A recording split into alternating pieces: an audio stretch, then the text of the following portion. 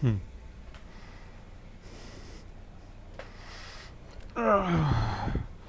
Hey folks, how's it all going? Alright, yes, it's the daystar is projecting its thermonuclear photon radiation at us. That's some seriously bright stuff.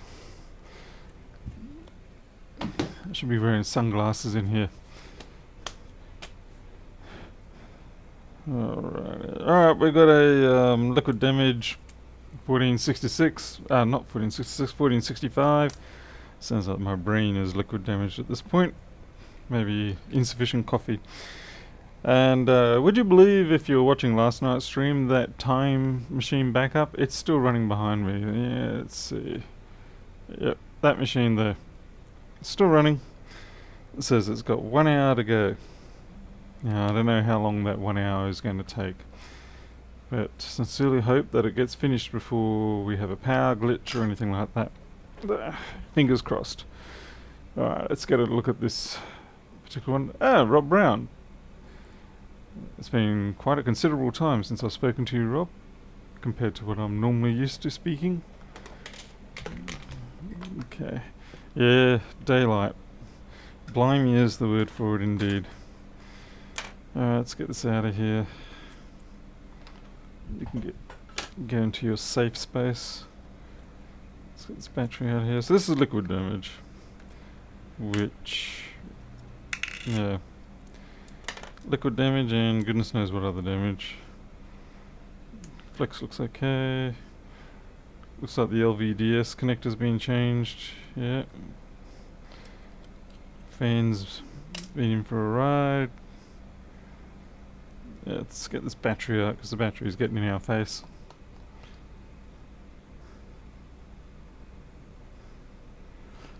I have cat. Yes, I've noticed the inconsistency with the time machine. I like how in particular it starts out very slow. I guess maybe it's picking up all the small files first. And then hopefully, if you're lucky, it gets faster towards the end. But yeah. This one has been going for over 12 hours now, I think. And it's only 240 gigs of storage space that it's backing up. This battery is jacked up. That's probably not going to work. Probably not going to charge properly. Fantastic. Hey Sonia. And Nick. Yes, a stream. I thought I would change it up a little bit and have a bit of a daytime one. Daytime ones are a bit trickier because I do obviously have customers come in here and I need to deal with them. But today should be fairly quiet, so I'm taking a gamble.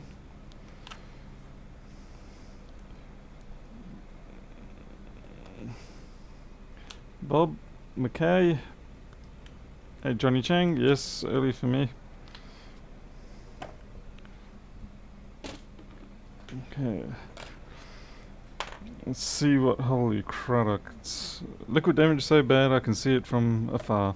No, there's no screws on this thing. That's funny. I just realised the board just came clean out. Ah, Mr. Paul Dawes here.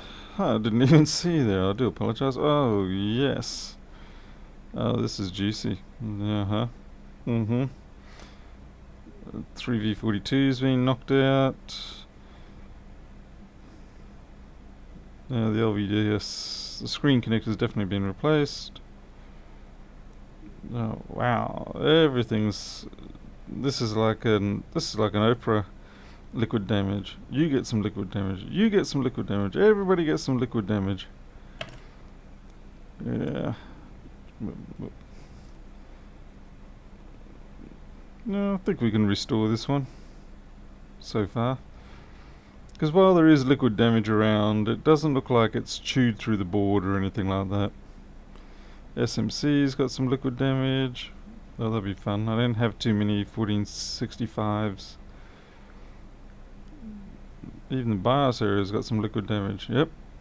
Definitely an Oprah liquid damage. I guess we'll just play the cleanup crew and attack it as we go. David, did you find anything under your chair? Some more liquid damage? Some might say he wet himself. Okay, the J tag in this particular instance has to go. It is the weakest link. Hey Christian. Paul, how's your back going? I suppose I ask that every single time. I guess I sort of live in hope that you'll have some good news one day.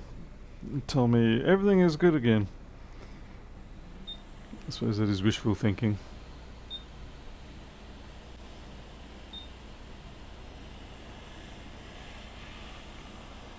Normally I leave these on, but due to the level of corrosion here, this is most likely going to be a troublemaker anyway, so we'll get it off as a first thing. You'll note I still haven't even connected it up to test it for anything, because I basically won't bother doing that until I feel like I've cleared up everything that looks suspect.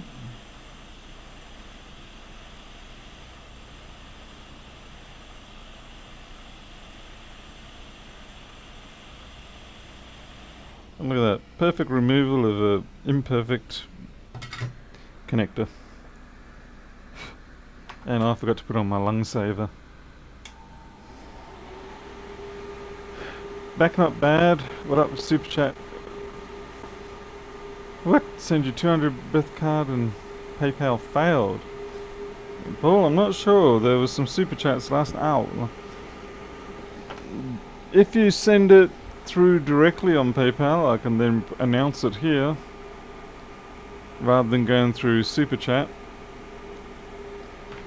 Here we go. Let's see. Give me a second.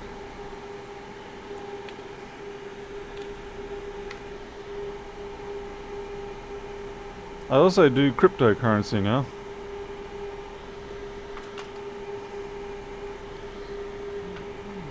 Sorry folks, my mouse has got a mind of its own right now.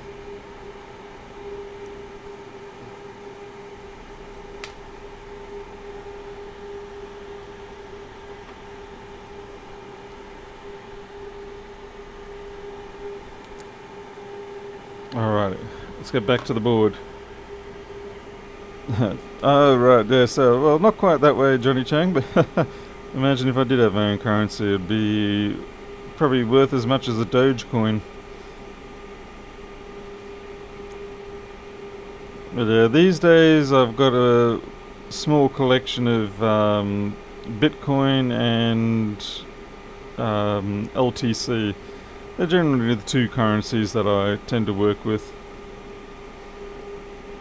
I did play around with ZRX a little bit, but in the end I found most of the time that they all tend to rise and fall together. It's Flux and Boil, this 3v42 section. Yeah, Kristen, I don't know why YouTube gives so much grief. Especially considering that they take 30% off whatever you contribute.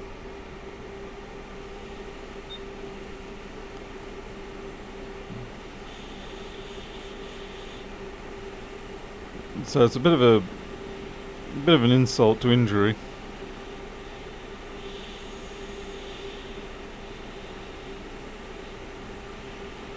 There could be issues here with the 3v42, it might come out as a different voltage. So I'll have to watch for that.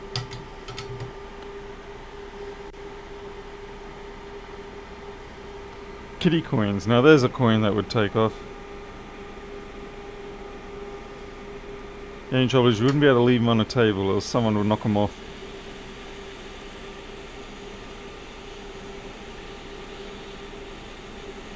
And this stuff looks nasty, but I don't think it should be killing the board.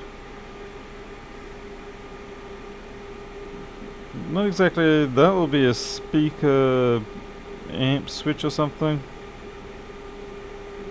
Yeah. I have to be careful since I'm around the connectors here. Eagle coin, Altium coin, Flex BV dollar. There's an idea, JP. and then I can come up with some generic mission statement or whatever, saying how my coins are going to be so much different and facilitate advanced new techniques of blah blah blah blah blah.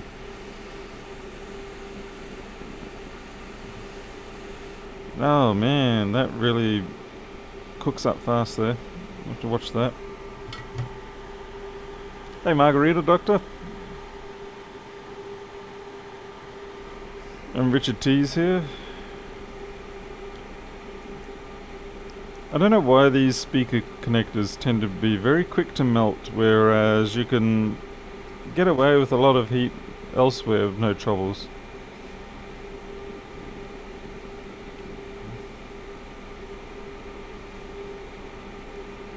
We're gonna have to flux and boil this area.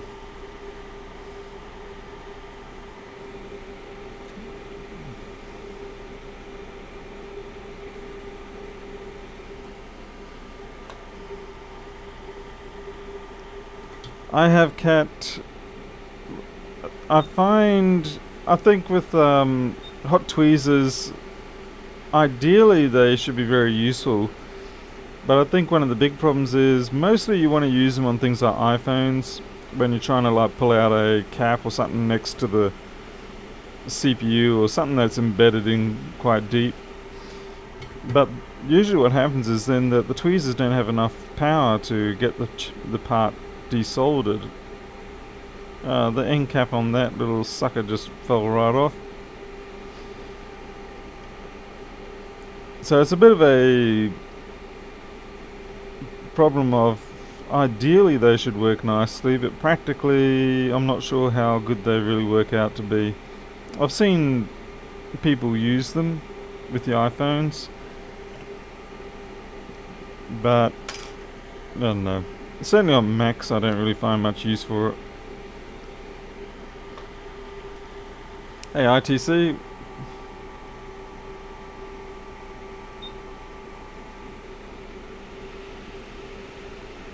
Yeah, you could, with the tweezers, as you say Jimbo, you could do a combination of hot air assist and then drop the temperature.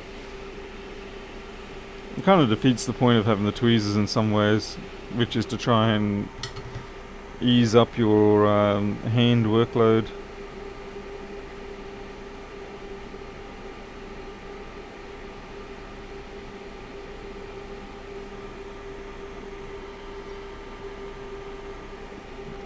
Paul, that's come through. Thank you very much, Paul. Thank you. I really need to put some time and effort into making those come up on screen too. I got halfway through making the code for it and then other things intervened. I think something called life. And as it is, I've got to work on a public facing job tracking system now. I'm getting to the point where I've got that many jobs coming through that I need to have it that people can check up on their job statuses without having to message me on anything. So the more automated the better.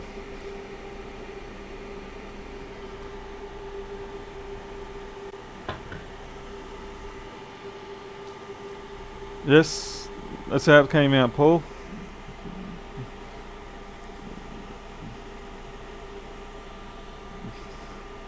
Oh, great. Screen just... There you go. Thank you very much. Now I have to put that to good use. Not just squander it away on ice cream.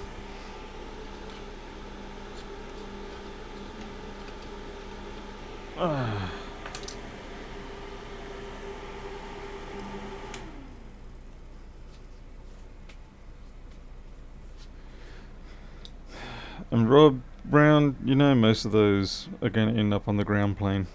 That's half the problem. Okay, I don't need that. I need to take the DC inboard out of this because I don't normally have I need to get a separate 1465 DC inboard.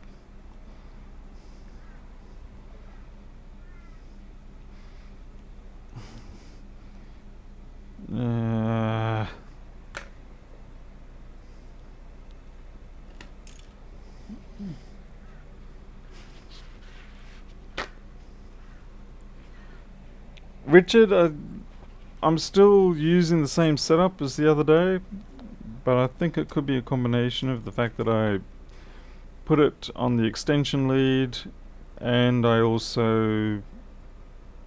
it's going to get messy. Yeah, I put it on the extension lead, and I also got another USB 3 card installed. And so I split out the channels a bit more.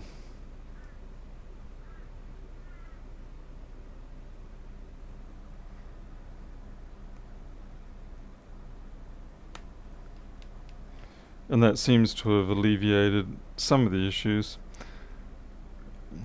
If they do come back, then I will get a replacement wireless pack. I'll get the version 2 and see how that goes. The nice thing with the version 2 of this particular wireless pack is that it has a 3.5mm audio jack on it, so on the receiver side. So you can either opt to plug it into the USB port as an active USB device, and it will handle it as a normal audio device in the PC, or you can just plug it, use a 3.5mm cable and plug it into your PC sound card. So at least it gives you those two options, which is nice. It's a nice sort of expansion on the old method, because right now I can only just plug it into the PC and it becomes its own audio device. Okay, what are we after? This is USB 2, not USB 2, MagSafe 2.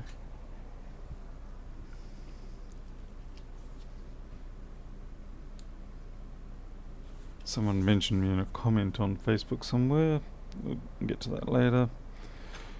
Where's my chipmunk? 5 for 5. Thank you, Richard. Okay, chipmunk plugged in.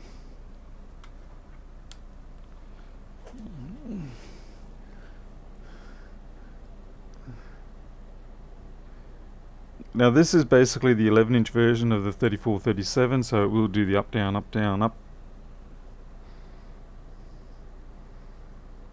Okay, seems we're good. I'm not sure why we're not getting a... Okay, this seems like it's alive now, but we are not getting a MagSafe here. I don't know whether I've ruined my MagSafe. So, not getting a green light. It's rather peculiar. It's definitely booting.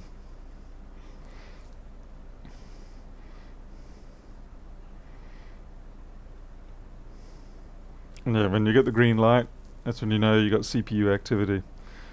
So the question is, why are we not getting any MagSafe light come up? Hey IPL.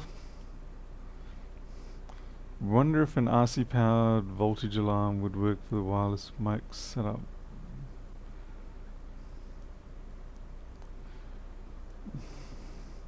Ever use CIF flux? I'm not exactly sure what CF flux is, so that means no. Check the ribbon pins. Yeah, that's what I'm just about to do, Arnold, actually. Just sort of flip it over. I saw one pin there is a little bit, I can see in here, it's a little bit darker. You can't see it under the microscope, but I can definitely see it. Maybe it was a speck of dust.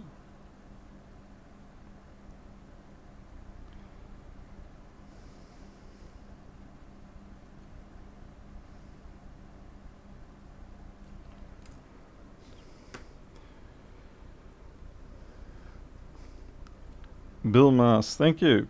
You're suggesting percussive maintenance, are you?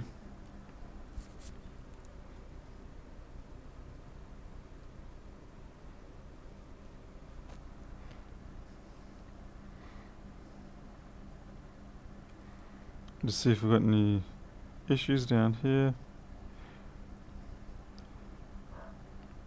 Because it must be getting one-wire communication, because it is firing up properly.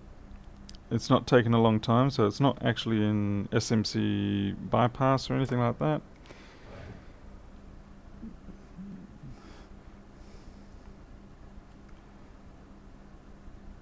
I'm just checking to make sure the contacts are good. We have in the past had a couple where these ones here were broken off. No, that's all fine.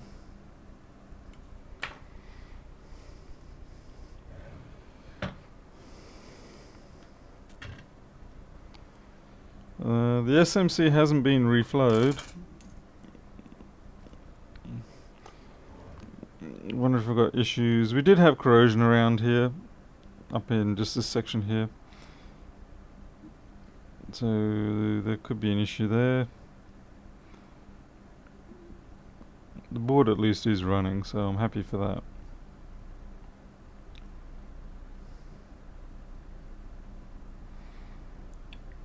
Bit junk there. Have to be careful. That could give us fun and games, making us think that maybe the lid is down. It's not going to be the cause of the fault we've got now, but we do have to watch that.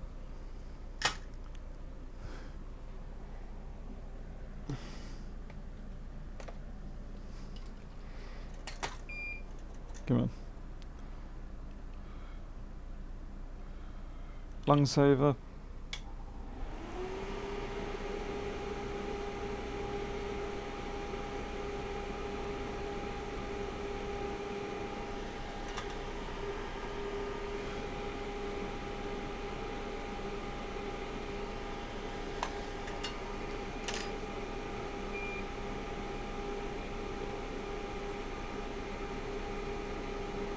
The reason why I'm using the soldering iron on these is because if you hit it with the hot air, it causes this whole little module to float off.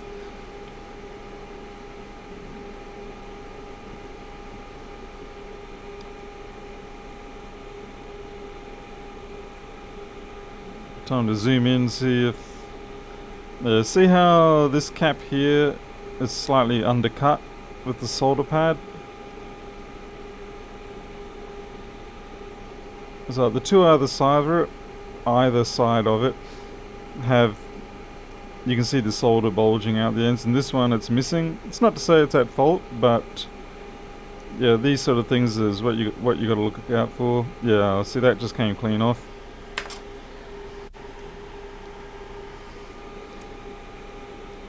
So we'll solder that back on. But being a cap, it probably doesn't have a significant impact, but we'll get that fixed up.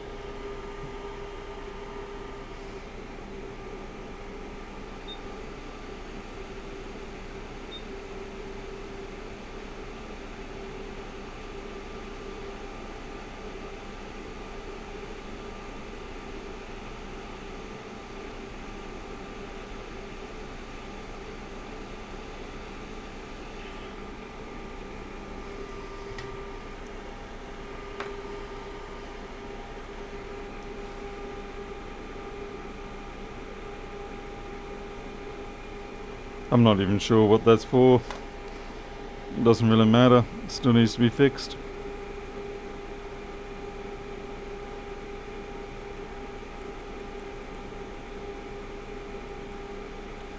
Looks like there's a veer in there, and hopefully, yeah, okay, the veer's okay.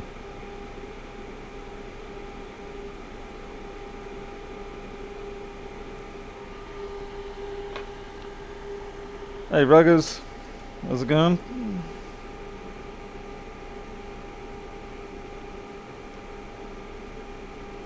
Oh, come on. May as well touch up the other ones while we're at it, see if anything comes loose.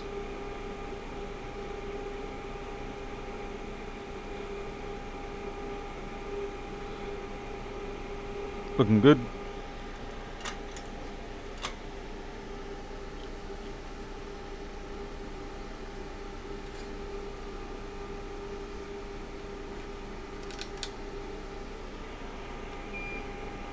And I guess we better put that cap back.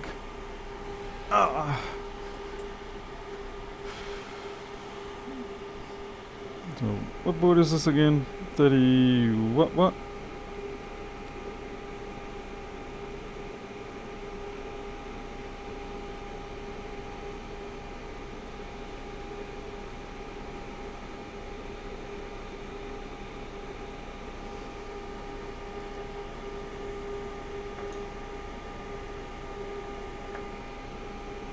$34, $35. I don't know why I never remember that.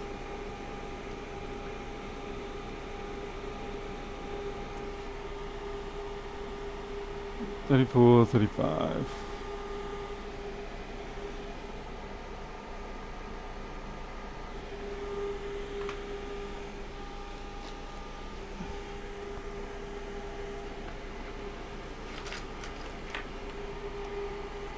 Okay, 34, 35.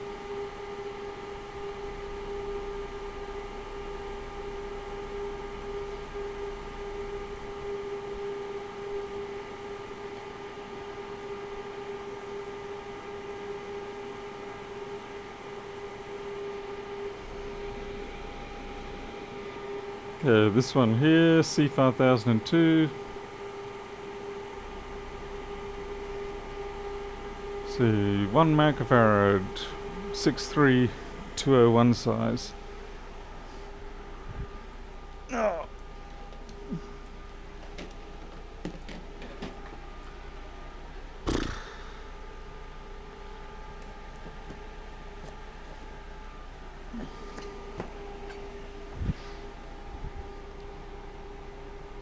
Still saying it's got an hour to go, so it'll probably be a day before it's finished.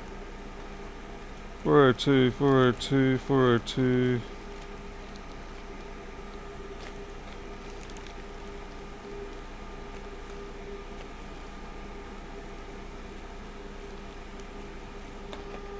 Do I have a 201 box? I do.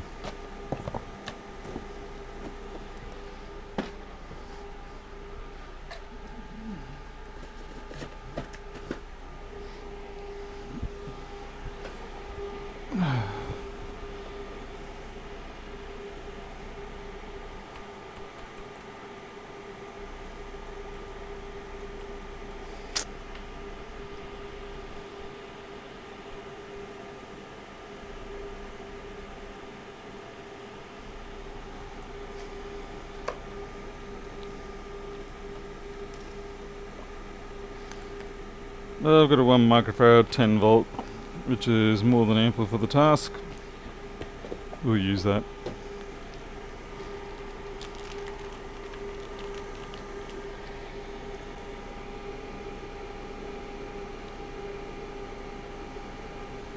It will probably have slightly lower ESR, but in this situation I don't think it's going to be critical.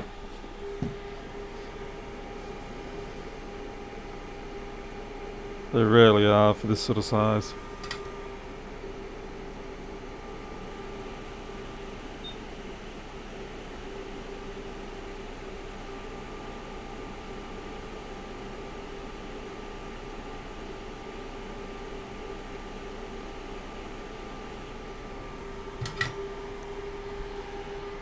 Oh wow, it hasn't switched. Okay, thanks. What are you doing, my little microscope switcher?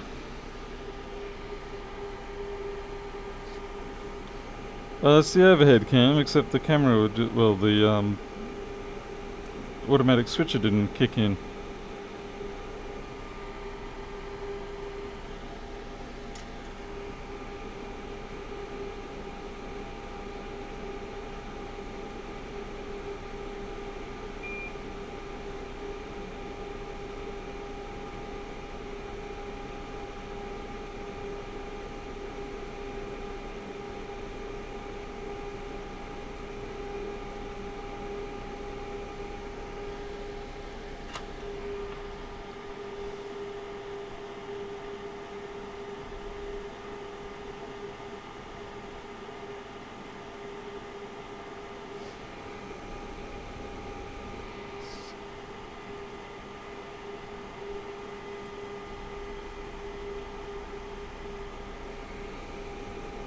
Not convinced about that resistor.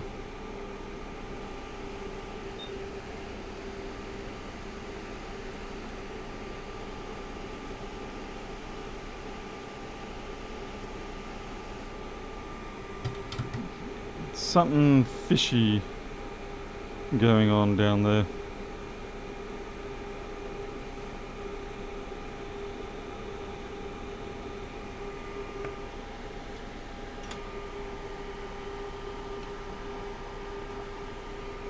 These are 201s.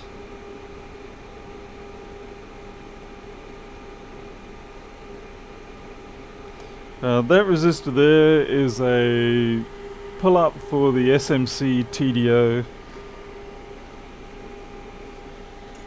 So that could have been playing a part.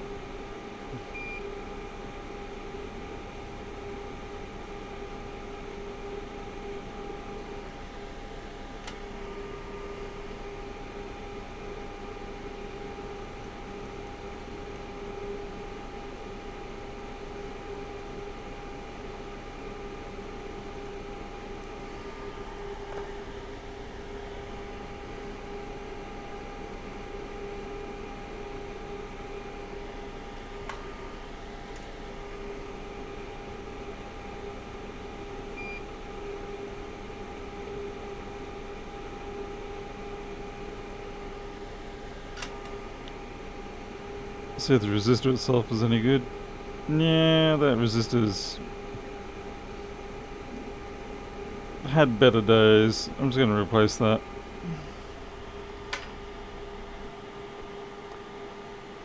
And that's just a 10k 201. I should have a bunch of those.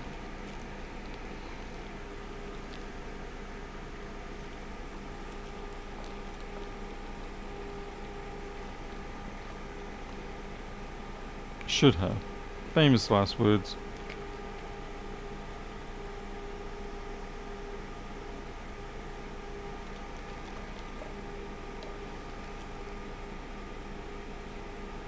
Great. I've got parts in here that I haven't even labelled. Anyway, 10k 201.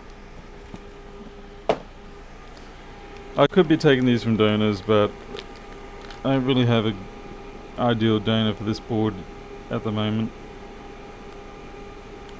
The one I've got's a bit beaten up. And since I've got these parts on hand anyway, I may as well use them.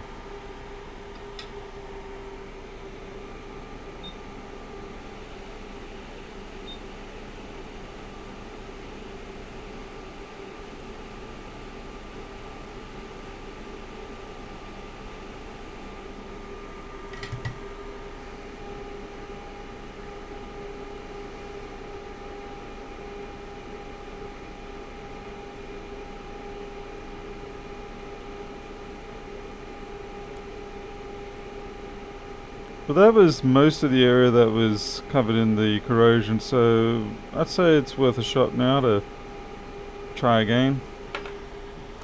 See if this camera switches out. No, it switches back, so the software is monitoring the sensor.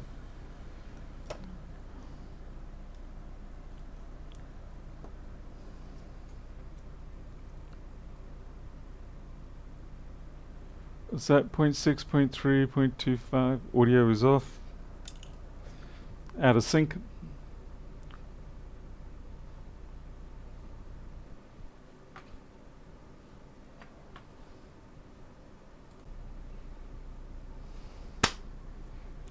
See how that is.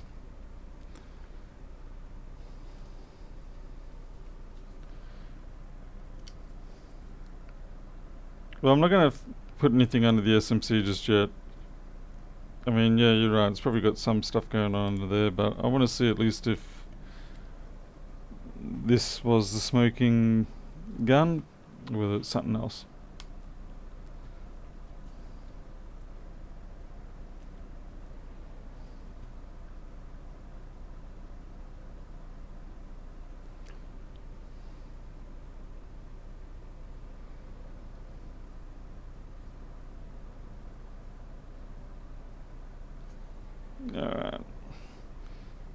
I'll just check the one wire circuit for the moment as well. Okay, there's definitely something wrong going on with the mouse.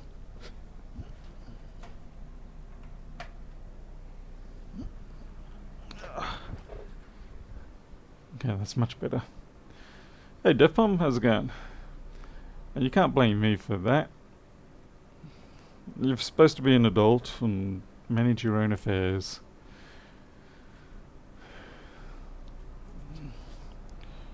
Well, the MagSafe could be dirty as suggested, but normally when you sort of like squish it back and forth or flip it around, you should get some sort of flickering going on. Like this, just as I say that, it bloody well comes up. God damn you, universe. You just had to jerk with me, didn't you? Yep, the universe jerked with me. SciC, it's what we call the Chipmunk USB tester. It kind of lets me check to see what's going on with the boards without relying on the fan. So I mean, obviously I could plug the fan back in. This gives me a better indication of what's going on. And with the green LED there going off, that lets me know that there's CPU activity. JK Electrical, someone's a Paul Daniels Magician fan. You're gonna make a Debbie McGee joke soon.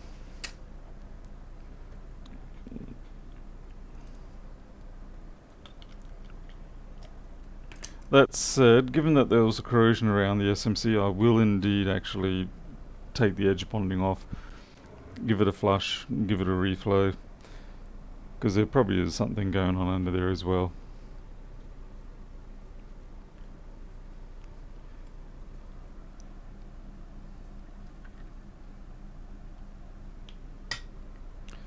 I'll just heat it up a bit.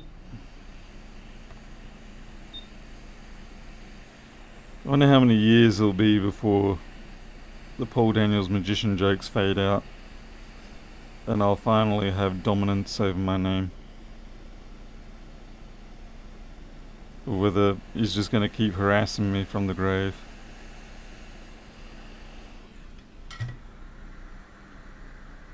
I used to watch him all the time, so I'm a fan.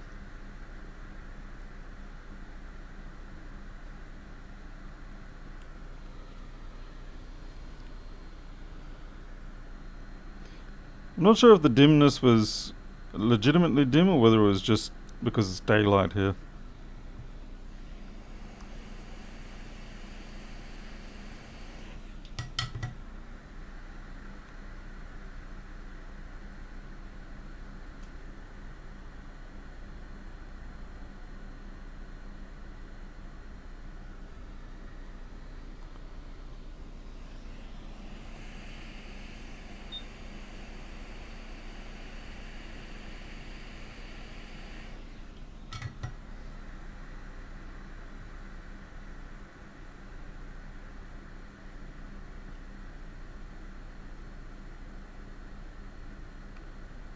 Well, this has not been a good pull of the plastic.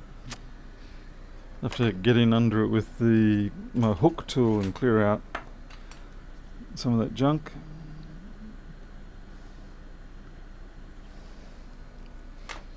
Otherwise, if I try to reflow this and give it a knock, it's not going to work very well. Because those little bits of plastic, silicon or whatever they are, will catch.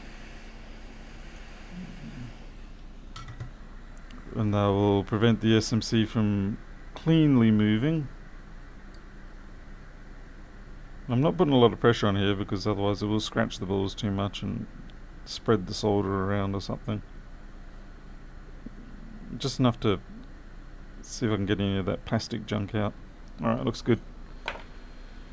Drew Darsley, the Paul Daniels called all our schoolgirls. What the... Oh, wow, right, yeah. No one wants to hear that about people they used to watch as kids. It's like when Rolf Harris got shredded out. And then, who else did we have recently? Don Burke from Burke's Backyard. Yeah, it's been some major fallouts. Of course, Bill Crosby.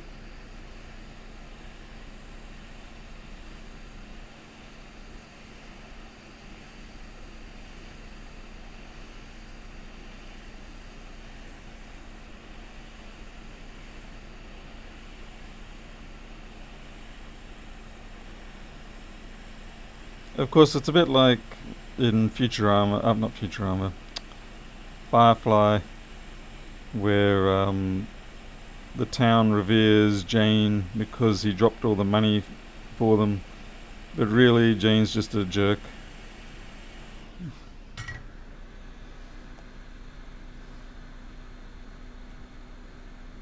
Ah, Rupert Murdoch. Now there's another jerk. Okay, I managed to shift that SMC a little bit much, but hopefully I didn't do any damage.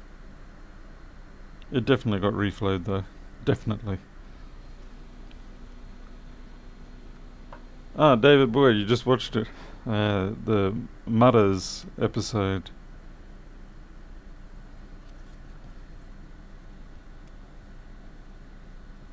That was a shame that show got cancelled. Still, I'm not sure how many more seasons they could have kept up with that quality of writing. I mean, as it was, by the final episode, it was starting to wane a little bit.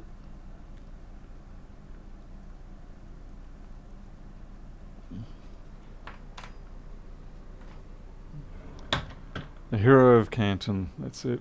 I'm not going to try and sing his song.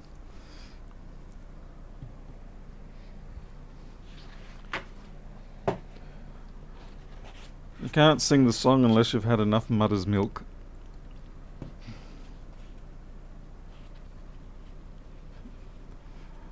Shiny indeed. I do like Kaylee. Whoops, well, that's okay, my wife knows I like Kaylee.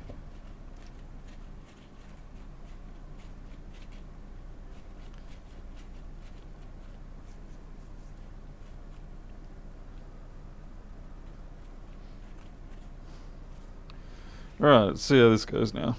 Hopefully we've not made things worse.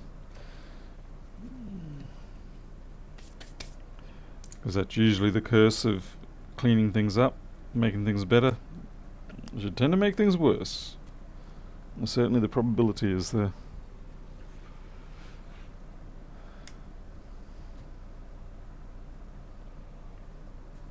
Yes, did we make things worse? I think we did. I think I knocked that SMC just a little bit wrong. Classic.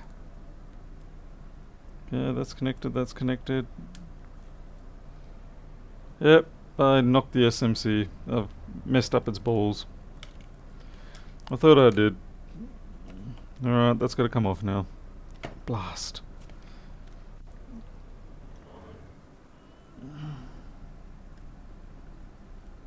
Hopefully it'll just be a case of reballing it.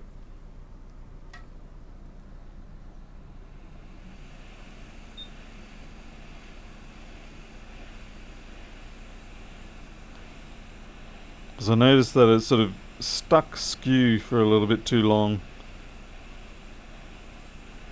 And I pushed it back. And unfortunately it wasn't the perfect pushback.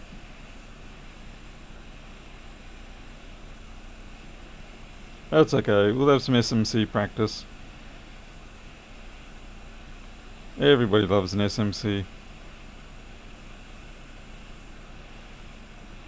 And we'll use the new 2-ball method.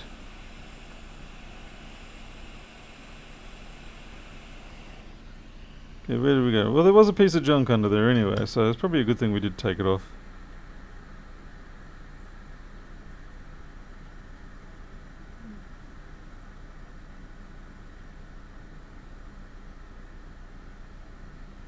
See down here. Yeah, so we had this bit of grunginess under there. That might have got taken out by the ultrasonic, but no, we're good thing we pulled it off. We'll get that cleaned up.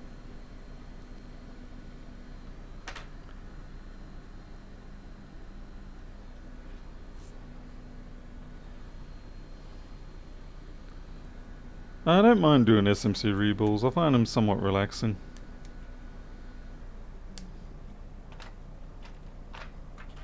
I think everybody ends up with some sort of quirk job that they like doing for whatever reasons.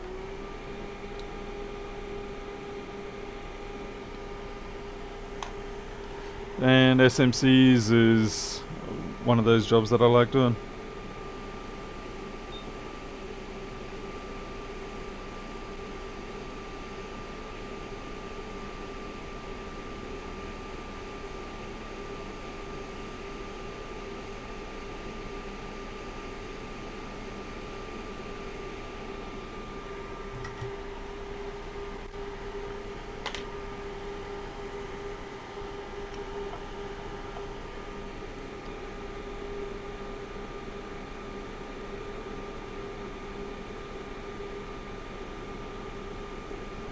I might actually go over that again with leaded solder.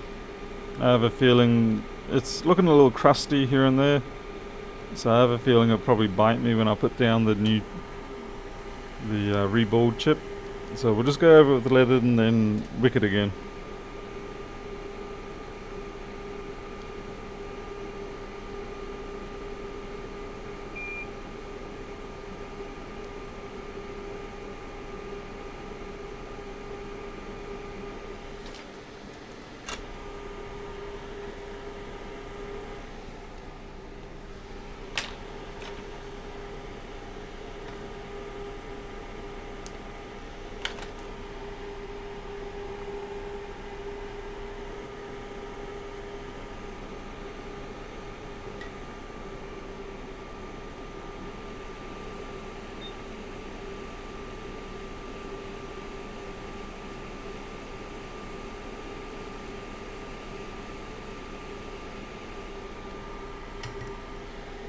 That's looking a lot nicer.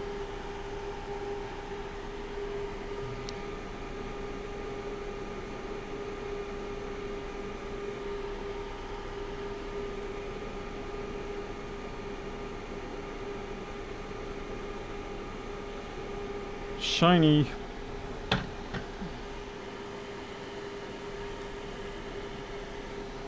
Right, let's get my chip holder.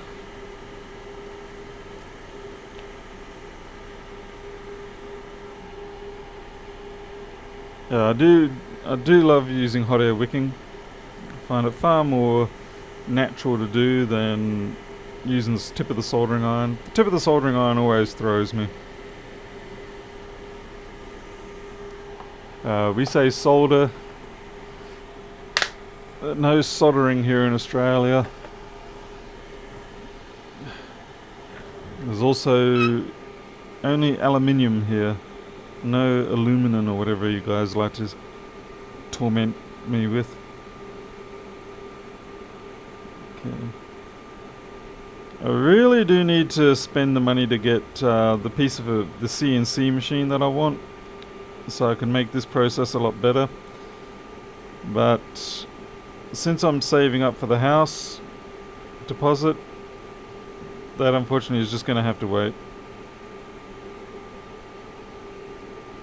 Not to mention the fact that the market, the available ones I can get, they're just no good. They're either too big, too powerful, well, not that too powerful is a problem, too expensive. It's just not working out at the moment. Mark Bianco, coffee and ice cream tonight. Ooh, yeah. Or coffee ice cream. To be fair, I'm not a big fan of... I love coffee ice cream, but psychologically I don't enjoy eating it. Because I sort of think to myself, well, I just wasted my cup of coffee that I could have later for the day because I had it as ice cream. But I do love the taste of coffee ice cream.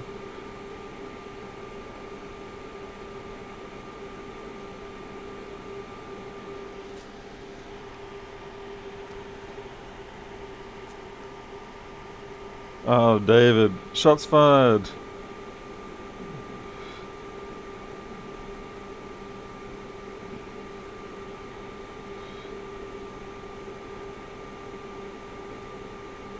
There's a lot of grayed out pads on this one.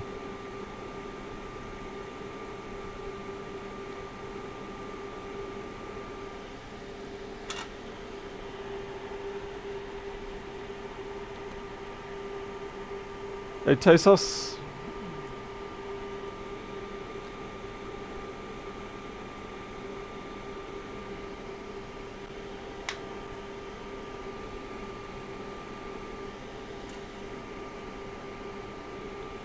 Okay, let's try this again.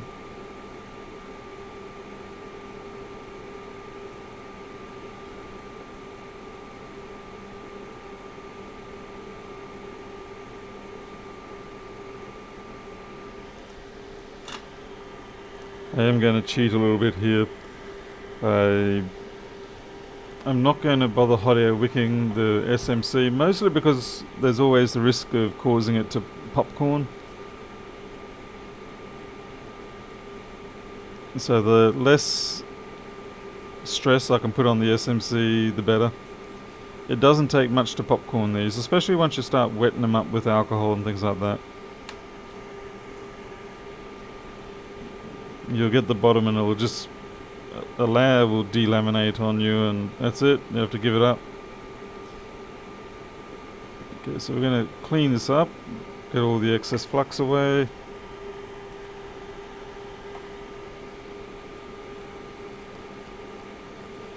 Clean up this recess.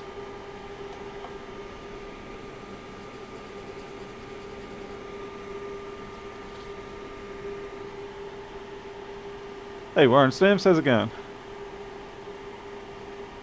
Infomedia, yeah, it's 11:41 here where I am. We don't believe in daylight savings in this region, and rightfully so. It's a waste of time. Yeah, almost lunchtime. Some alcohol.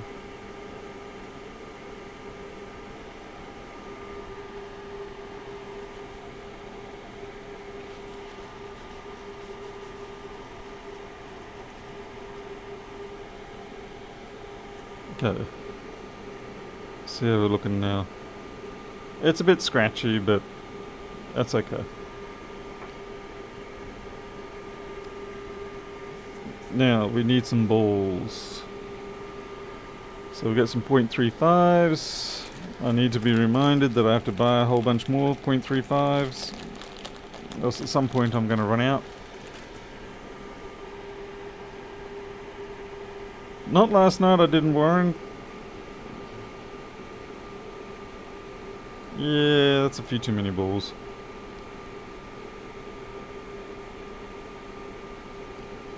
Still too many. Oh well, they're stuck there, so we'll just have to deal with it.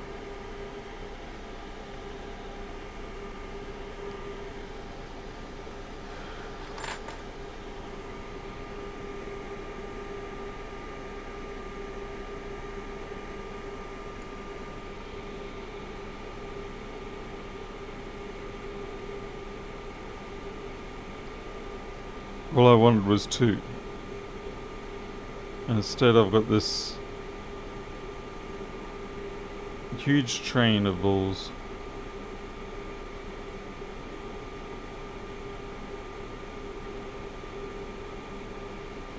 Okay, clearly I'm going to have to put down a tiny amount of flux. I'm still practicing this 2-ball method.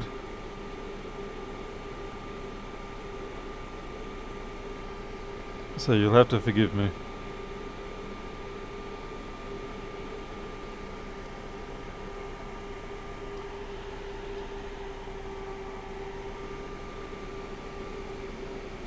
And it would help if I turn my...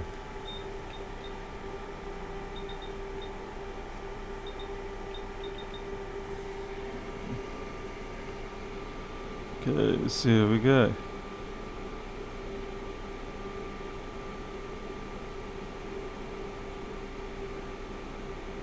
It actually doesn't matter where the ball ends up, to be honest.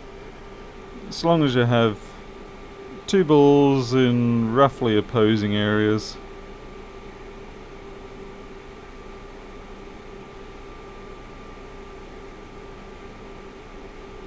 Looks good.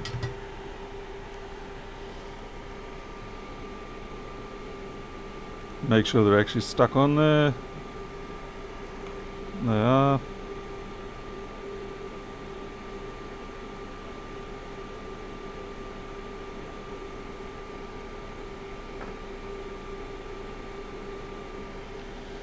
Right. Now we spray it. I'm going to have to use my little finger for this, I think.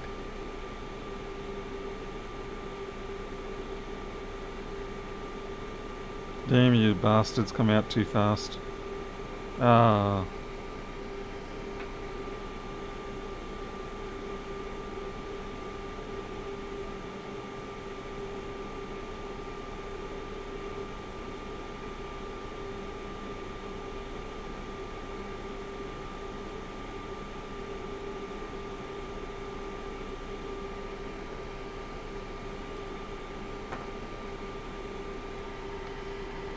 So I can just brush them off lightly with this. I have a feeling they'll drag more out than I'll brush off.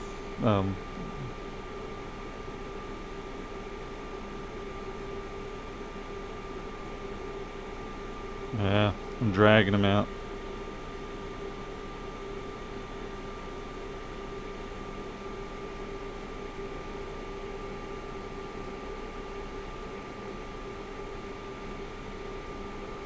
Yep, looks okay.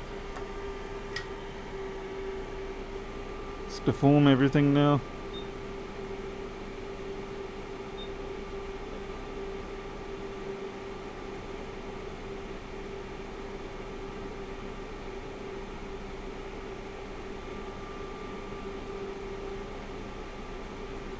Now the one problem I have found is that this new flux that I got, which is, while it's great for the normal work I do, its volatility is it's got a lower melting or gas point compared to the stuff I used to have. So it does have a tendency to pop the balls out now, which is annoying. We'll see how we go. I'm using a much lower temperature, airspeed this time. Yeah, I think we're good actually.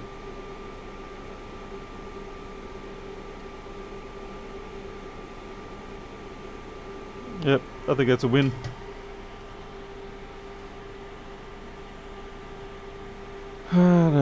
Drew, I actually used to always use paste, but I've come to enjoy using balls instead. I'll do both, it really doesn't bother me. Okay, we've got one here that's not quite there. Just have to give that a little bit more heat, get it to jump back. You're gonna jump back? Try a little bit of flux.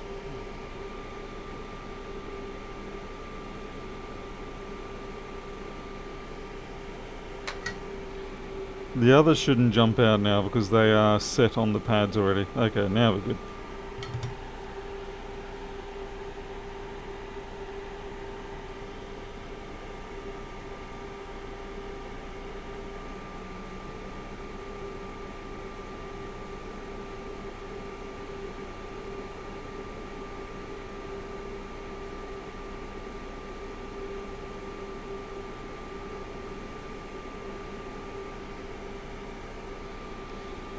I'll have to remember who it was that suggested the opposing corner ball technique because I really do like it.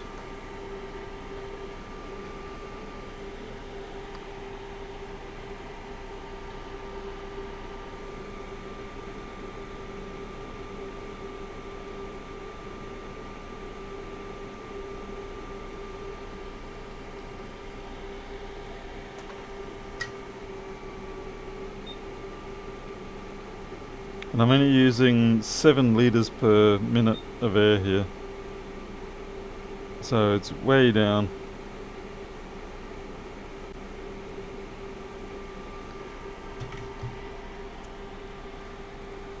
Yeah, Loke, I didn't get to sleep much last night, as usual. A3X. Opposing corners just same as regular TQFPs. Yes, that'd be true, yeah. Oh, I jumped a ball. I thought I saw something out of the corner of my eye and I just didn't take any note. This is probably the only downside I have found with this technique is that the balls can often... yeah.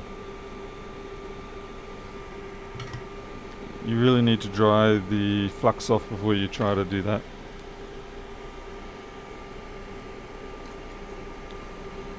Now what I was trying to say is that the balls can look like they're attached but they're not. That's the only thing I found with this.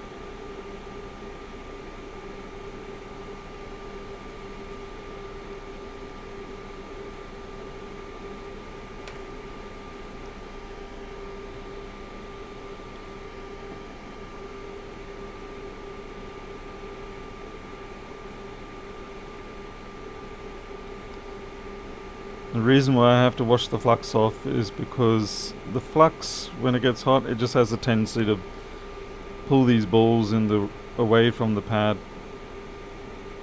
So you kind of want to put it on.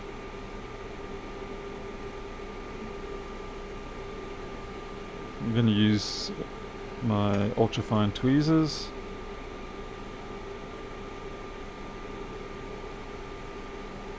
These are meant for iPhone work, but this will do.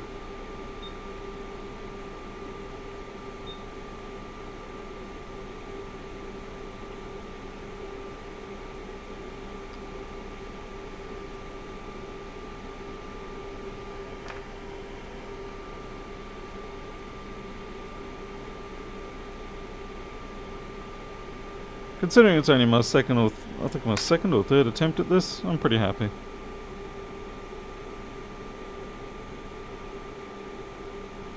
That's much better.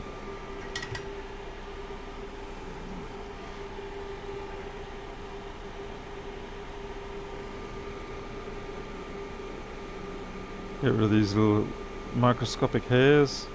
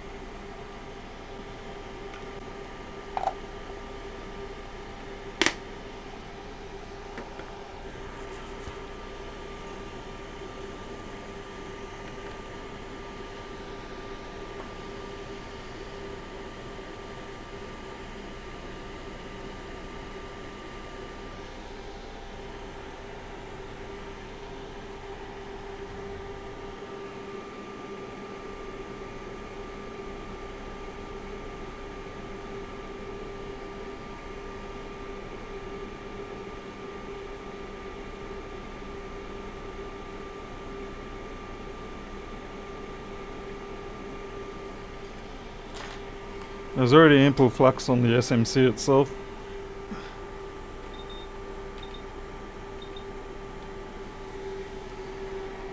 And that will just simply, when it gets hot enough, it'll flow down and hopefully do the job right for us.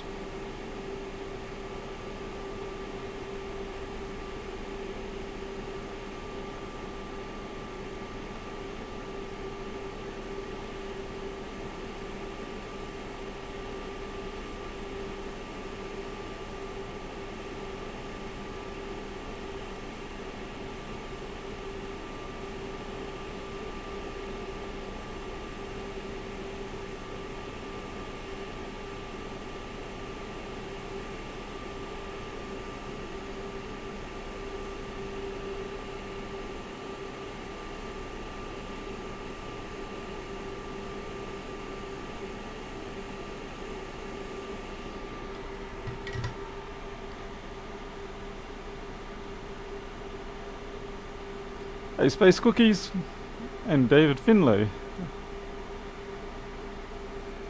Just waiting for that to cool off a bit.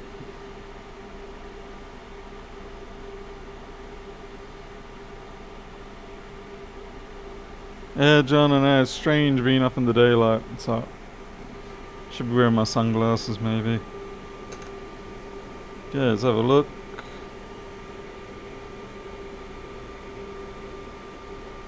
That looks satisfactory.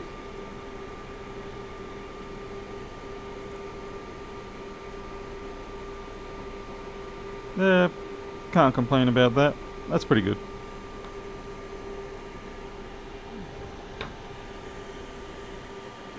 And dispose of this Unless it's got all those leaded balls on it.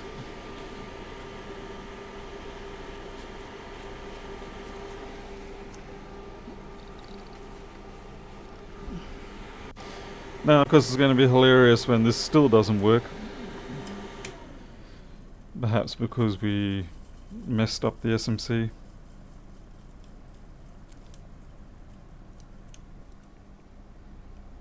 Fingers crossed, though. Fingers crossed. Travis, yes, I did see that Erica had her own channel. Has she got to the 1,000 subscribers yet? Hey, Harold. Are you up late or early?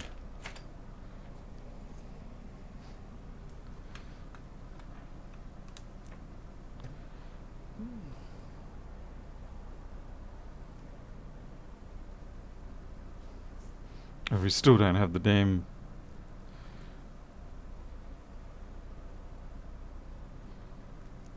It may... I'll give this a clean up. Oh, here it comes, yep. Now we'll just wait for the green. And there we go. We're alive. And we've got the MagSafe. So we're good.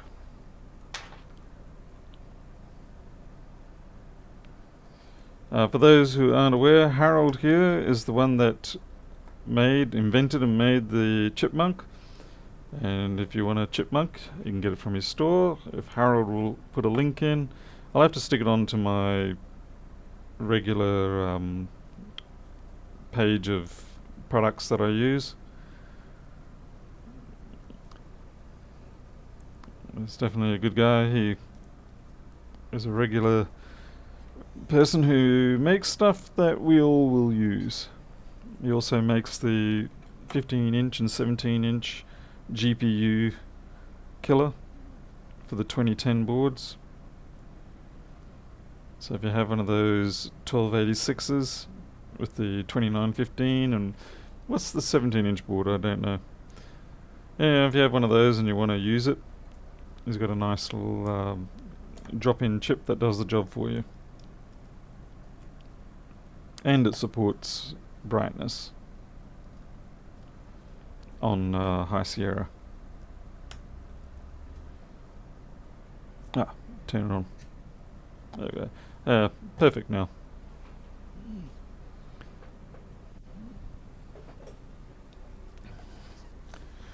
$936 subscribers for Erica. That's fantastic.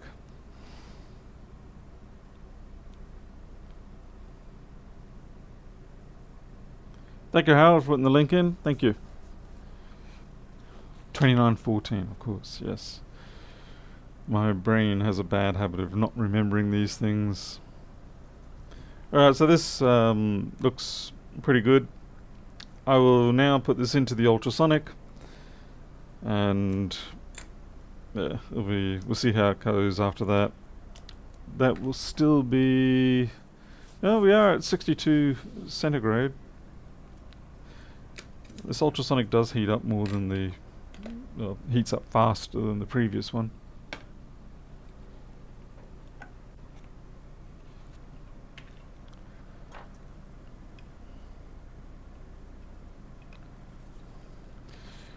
And then we've got one more board to work on today, 1466. That's been absolutely brutalized by the looks of it.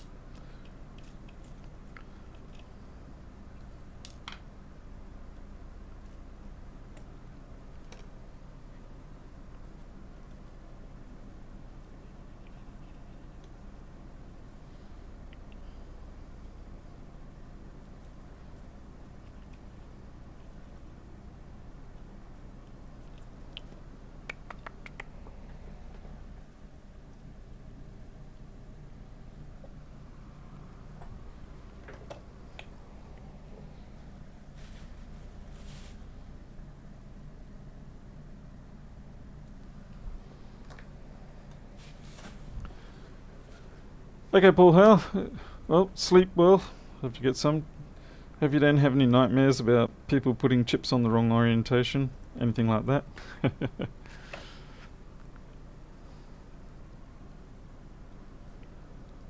let's get the stickers off this thing so that I can put them back on after I finish the ultrasonic.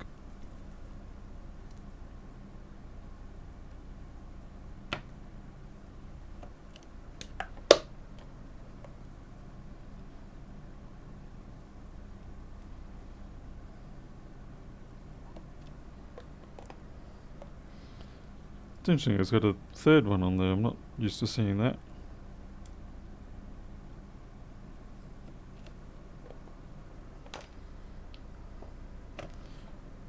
And we will wash off some of the excess flux just to make the lifespan of the ultrasonic fluid last a little longer, especially considering it probably cost me about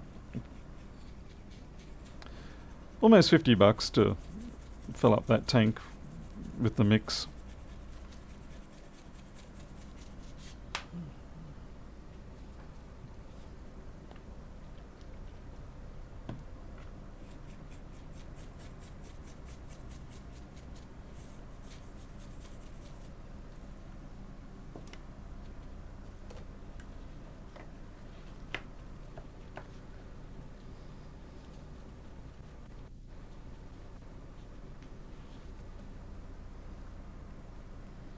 That's good.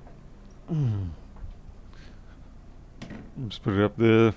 May as well do it as a batch lot because that tank is massive. You can put 3-4 boards in there all at one time. I don't need to do it one individuals anymore. Just do a batch. Okay. So put this job back into the queue.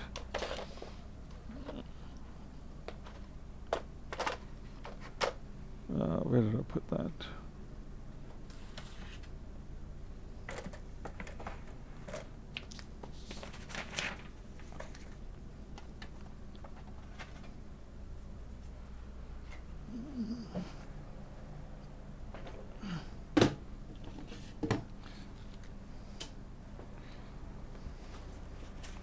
Actually, maybe clean down the desk a little bit.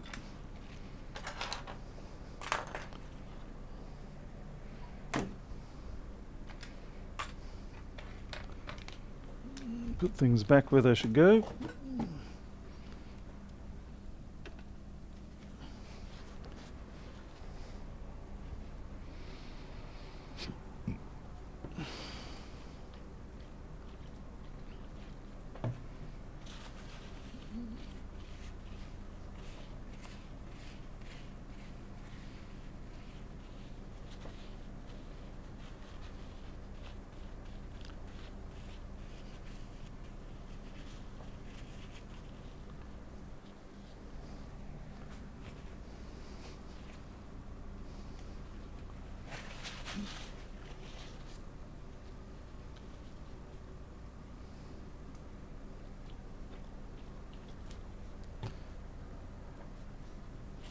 Well, at least if Erica gets her 1000, she won't have to use Lewis's channel anymore.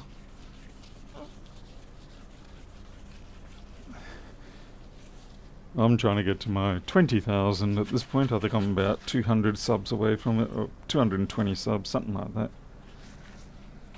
Maybe 300. It'll get there.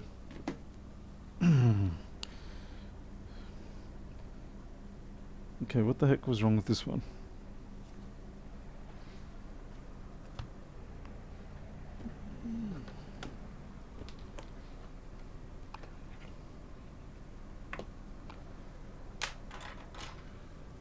Company name is Chipmunk International. Oh, that explains the CMI. Huh. The things you know.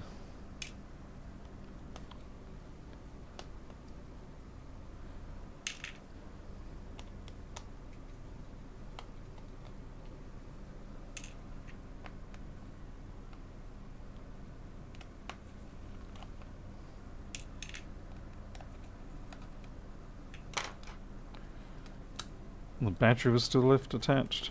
Interesting.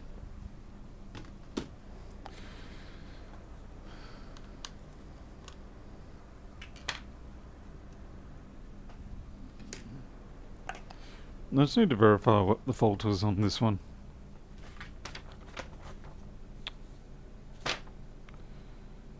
Let's see. SMC area has been reworked and reflowed. And we've got battery sense issues. Alright. So maybe... so that's going to have to come out completely.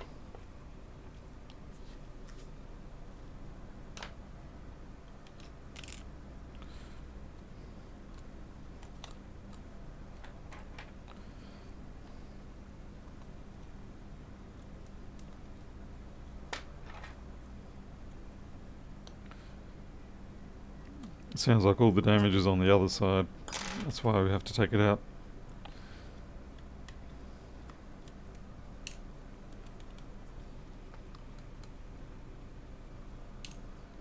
What's that? Read my channel.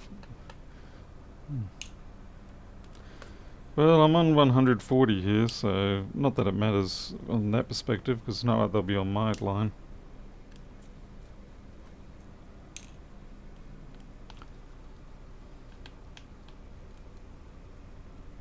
Hey Pedro, hey, I'm not doing you any favors, buddy.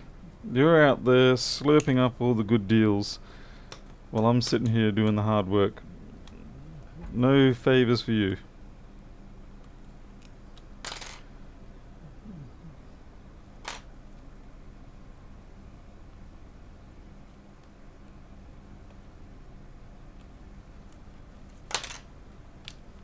You're picking up all the easy nuggets on the ground, and then you're showing off to the world and making us all jealous.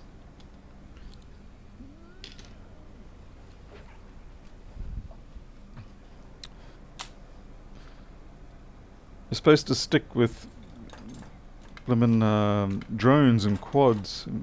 You're supposed to be a quad racer guy. Ah man, where's that T8 of mine? There we go, there's my T8.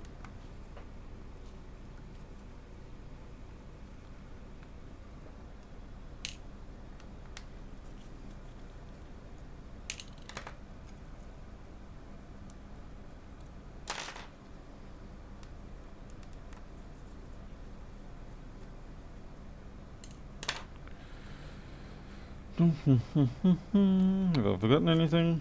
It seems not. If you pull it out and something breaks, then you know you did forget something. Diversifying, you're diversifying. Diversification is a wonderful thing, just keep it out of my nose.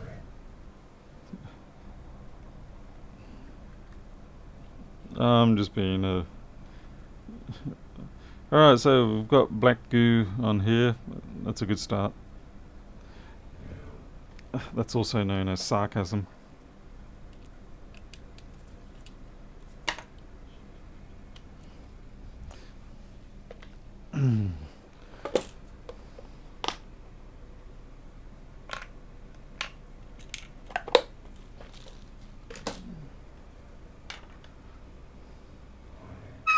Oops, squeaky.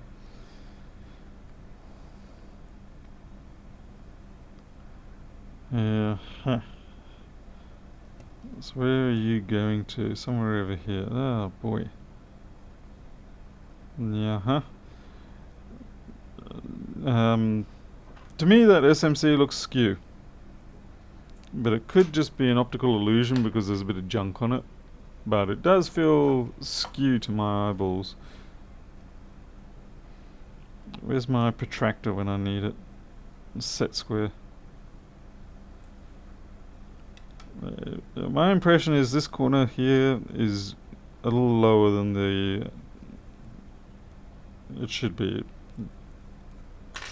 And I got something running in my ear. That's not pleasant at all. We've got more black goo. Oh god.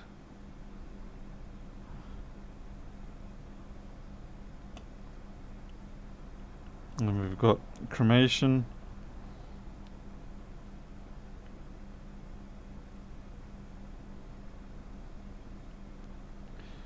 I suppose the downside of the black goo is that you can't see what's going on underneath. Okay, and it hasn't been fully cured either. That happens fairly often.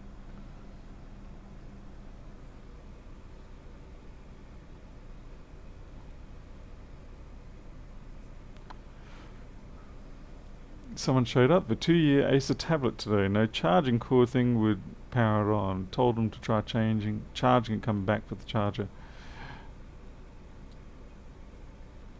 2-year-old tablet, yeah, from Acer. I didn't even know they made tablets.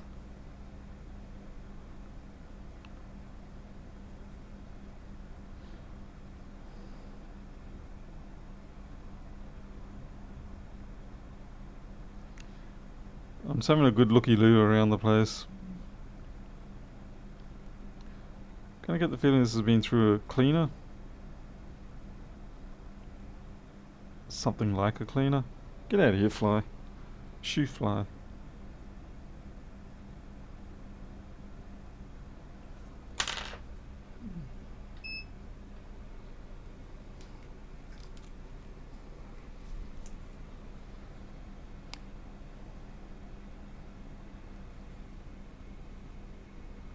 Yeah, 3.7, that's okay. 20.7, yep, that's okay.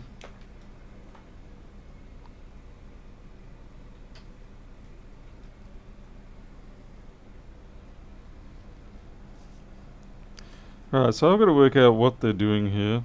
So what is this? This is a 3437. And so they've tagged onto this pad here. And I've got to find out what that is. Basically reverse engineer what it is that they're doing. Well, I don't know if reverse engineering is the right term. We've got to work out what they've been doing. Okay, okay, this one here is current sense for the panel, like the LCD panel. I'm really going to have to get rid of this damn stuff.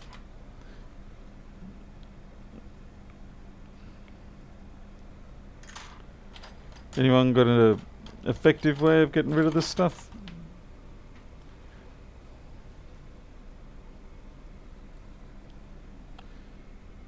Mr. Randy Scott, thank you. Mr. Randy Scott contributed $50.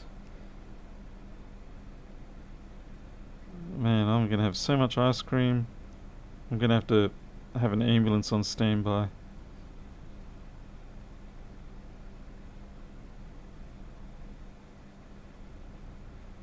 Holy dilly, yeah. Okay, that's a bit of a nasty looking bit of cancer under there. So we do need to actually clean that up before we cover it up, because otherwise all that's going to happen is it'll just continue to grow underneath there. Yeah, that needs some serious cleaning up. Oh, Jim, you've missed everything. Yep. Heat it up with hot air. Oh, okay. Well, for now, at least using this hook method seems to work alright.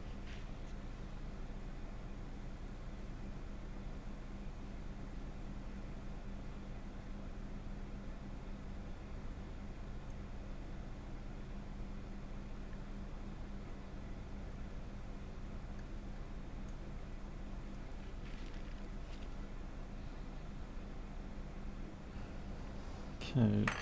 Interesting technique they're using there.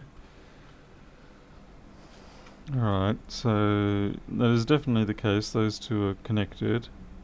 So I'm guessing there was a trace that used to exist there. Let's have a check on another 3437. And that would be this going through here. I wonder what's missing there.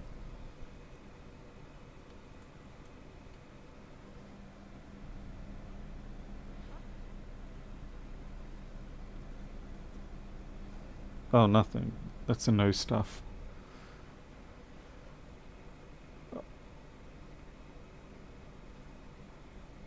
Okay, I think they've actually made a bit of a mistake here. This is not supposed to be connected to that. This here, that is SMC panel current sense.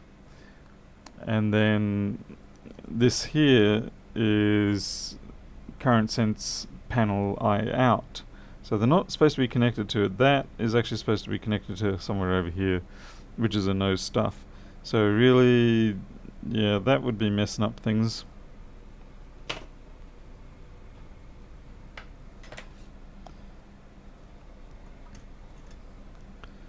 But then I don't know what's truly disconnected and what isn't. So I'll have to disconnect this wire, see if I do get continuity. See which one really needs.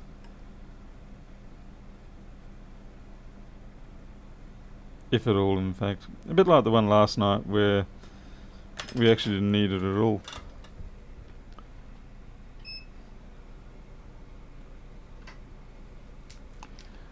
Do those no stuff views go anywhere? Yeah, that's what we're about to find out. Okay, so we've got that. And are you connected to that? No, you're not. Alright, so there's definitely a discontinuity. Let's have a dig around and see what we can find.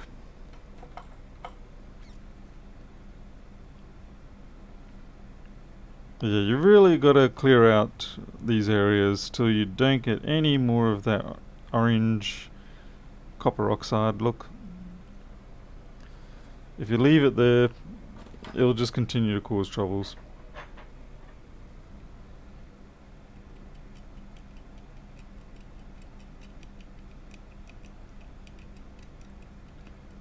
You gotta be like a angry dentist.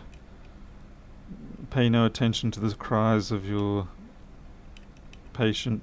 Just keep digging away.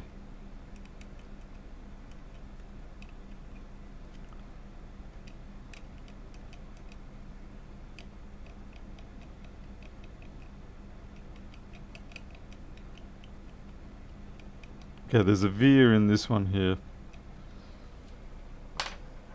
If we're lucky, we might actually be able to use that veer. If we're lucky. Let's see if it's alive.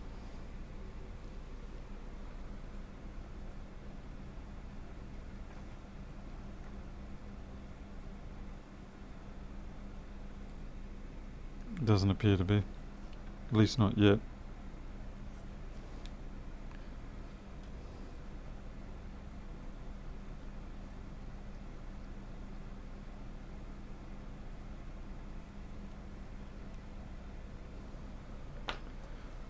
Drop some flux, put some heat onto it, and see what comes up. Little shop of horrors, that sounds good.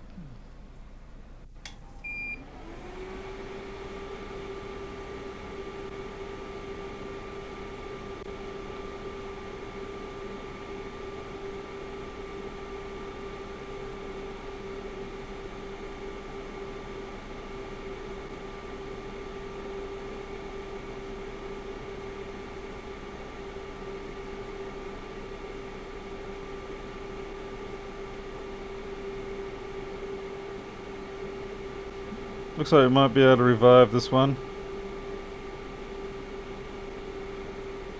Might.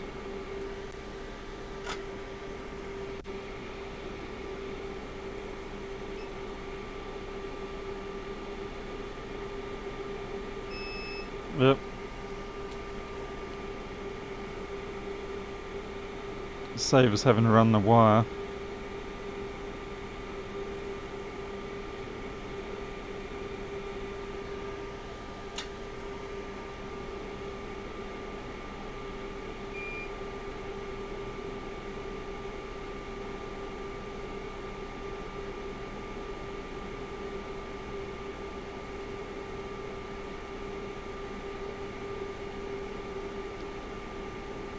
Basically, I'm just chewing away the fiberglass between the two layers.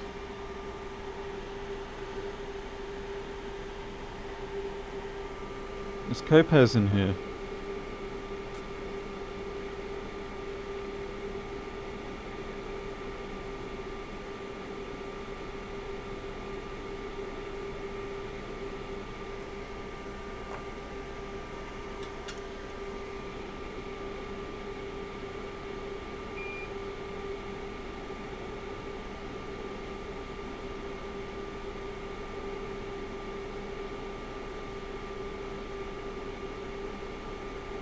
That's probably enough now for me to use that.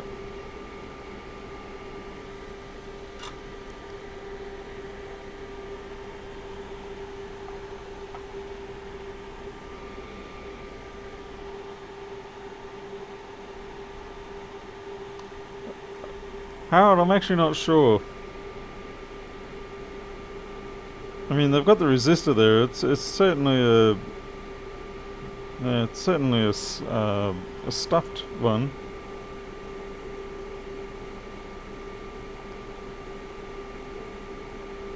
At least in this case, all I have to do is just put a little bit of a link between the resistor end here and that tiny nub that I've revealed. And that's all I've got to do. But it does go to a empty chip there, so you could have a fair point, but then I'm kind of curious why they left the resistor there.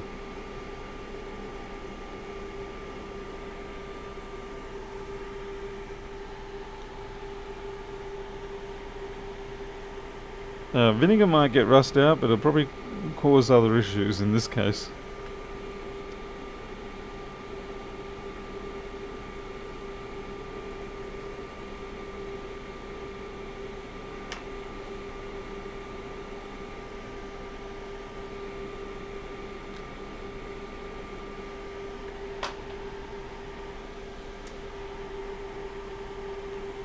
$56.70 is listed as omit.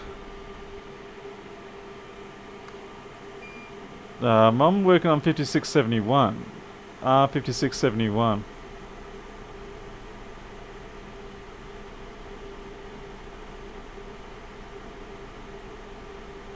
Which then goes to 5675. But that goes nowhere, that's not there. So yeah, maybe it's a nothing connection. But it's strange that they left 5671 there. Although it's pointless, I'm just going to stick the wire in there for the sake of putting it in there. It does feel like it's going to nowhere. That's okay, we'll put it in.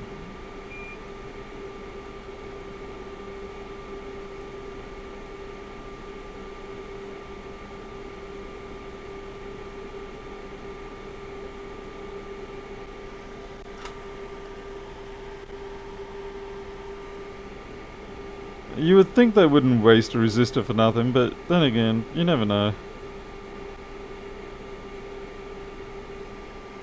You just need to drift that a little to the right, so I'm not too close to that ground.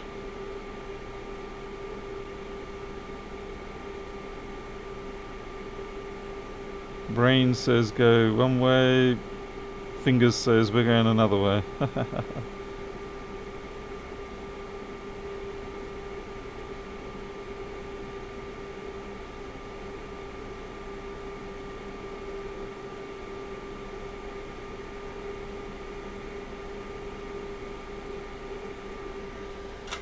Well, it's done anyway.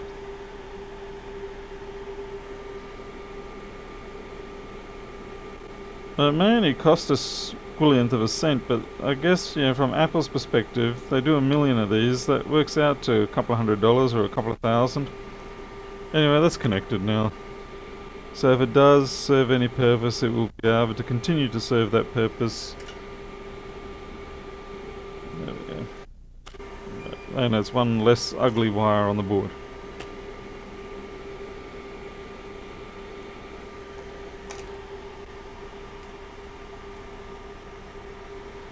Ah, it pulls it to ground, right. Duh. Thanks, Harold.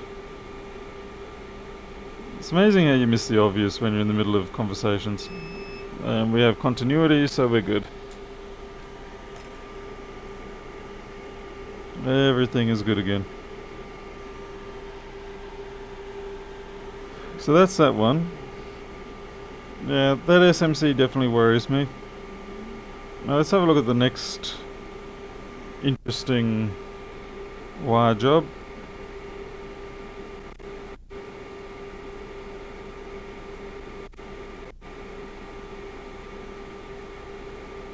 In some ways I do find this quite enjoyable. Ah! I do not find flies smacking me in the head enjoyable though.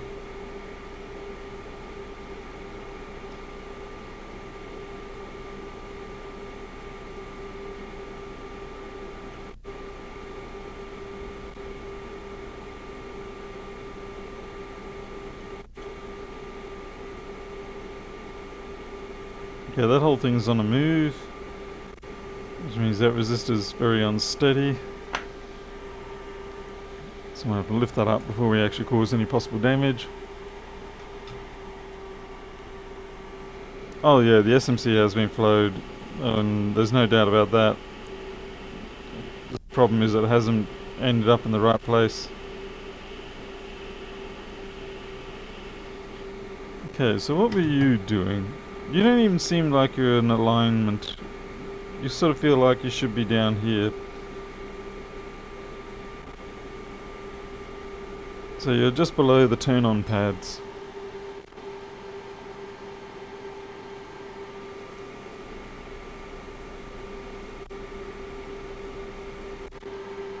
Let's see. What? This makes no sense. They've accidentally swapped the cap and the resistor. That's what's happened here. So we go to programming. So we've got that resistor there, which hasn't been manipulated. Oh, sorry, what cap? What? Wow, they've really... So it's supposed to be cap, resistor, and instead, unless that is actually upside down, we've got, if we go back to the microscope, we have, looks like a resistor, might just be the paint, and then maybe that's upside down.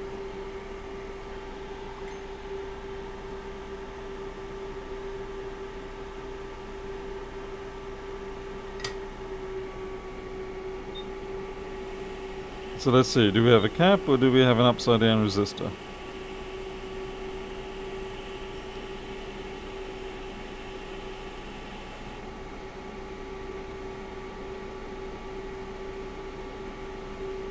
I think it's an upside down resistor. Alright. And then are these caps, but they're just covered with gunk. I suppose an easy way to tell is put the multimeter on them. But that one there is missing its solder. 98k, it seems kind of resistor-ish. 100k, that's kind of resistor-ish.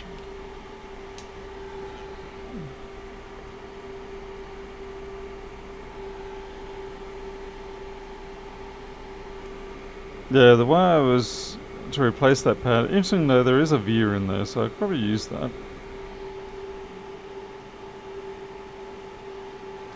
And what I don't get is that... So we'll go to programming. That wire, they were using it to go off to U5110 here, G3 hot, 3442. When they could have just actually picked it up from any of these over here. There's so many other spots nearby. So I'm not sure why they went around to the other side of the board. Anyway, we'll get this cleaned up.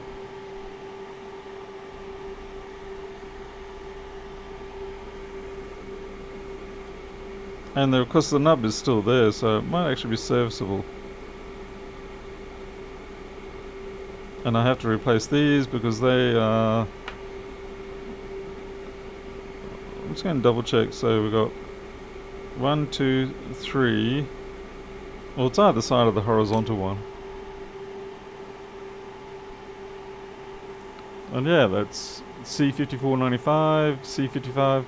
I don't know why there are resistors there. Cap. I think it was just a case of someone was being rushed and they just misread what they were looking at. It happens. Particularly when you are rushed. And after all this, I think I'm still going to have to replace that SMC.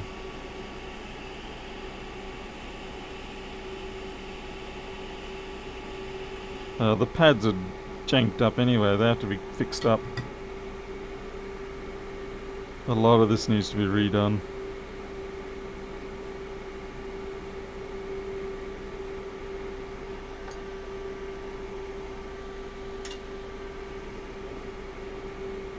Let's see if we can get that nub back.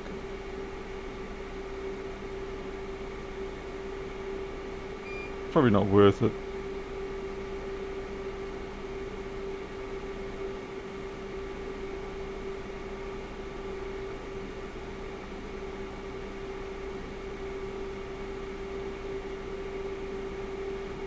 No. The more I grind on it, the more it just vanishes back into the board. So it's not worth chasing that. We'll just run a wire to a nearby 3V42.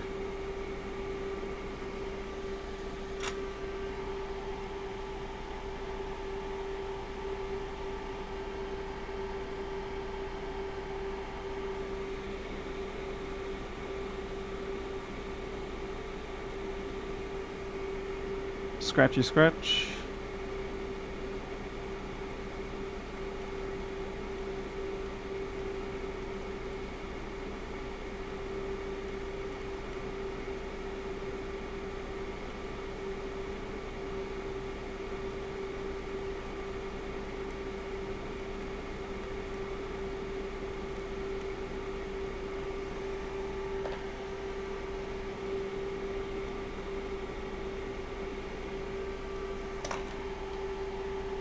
Hey, Mr. Bailey.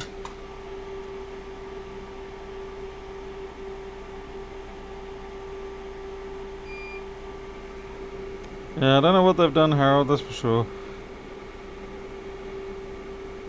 All I know is it's not going to work like that.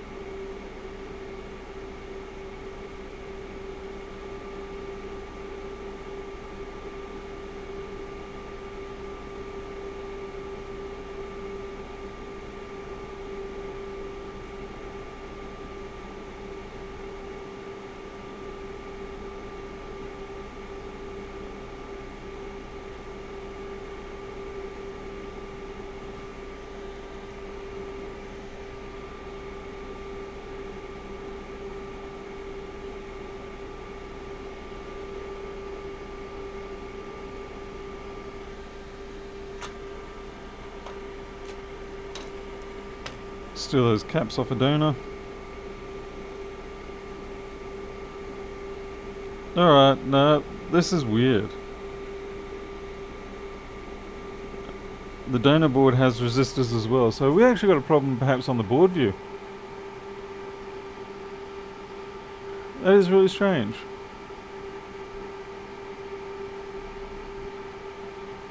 C5495.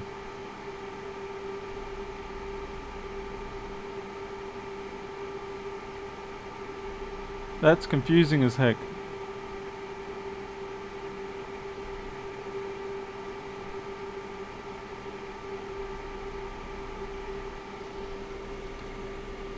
Cause yeah, that's wow.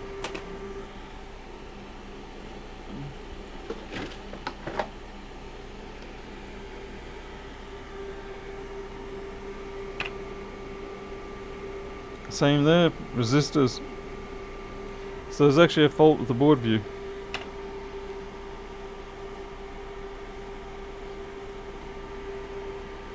$55.91.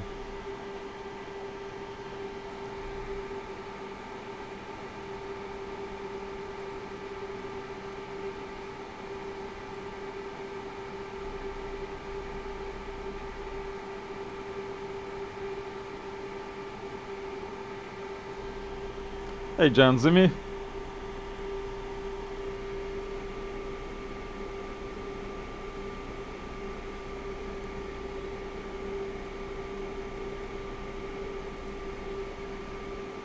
Well, this is definitely legit how it is. I said all my donors, well not all my donors, but so far 2 donors that I've looked at have done the same thing. The board view only shows one horizontal resistor. So the board view has this orientation, but it says that that's a cap and that's a cap.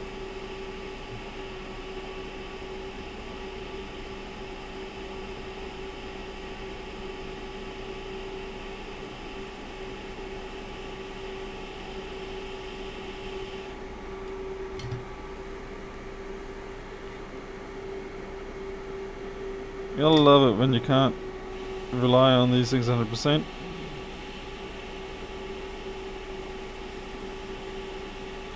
That's why it's good to have actual live donor boards.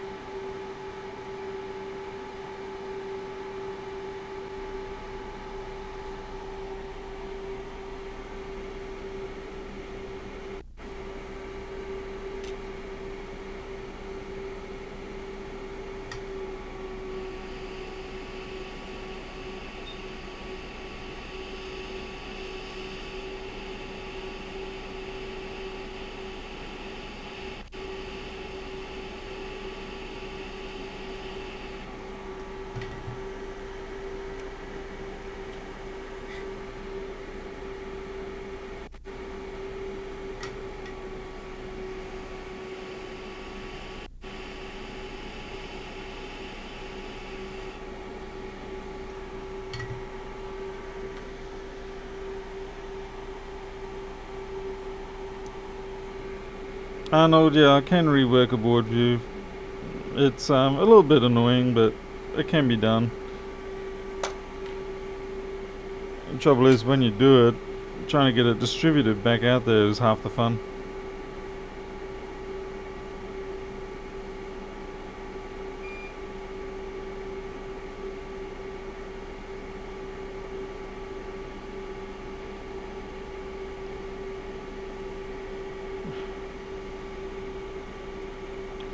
This resistor is going to want to just fall straight off as soon as I start putting wires near it.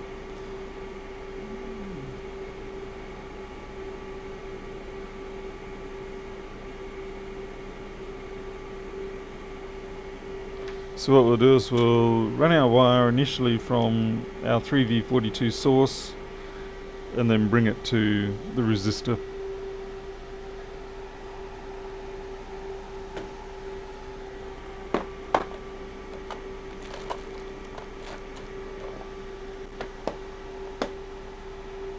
Oh, where's my favourite little spools of wire?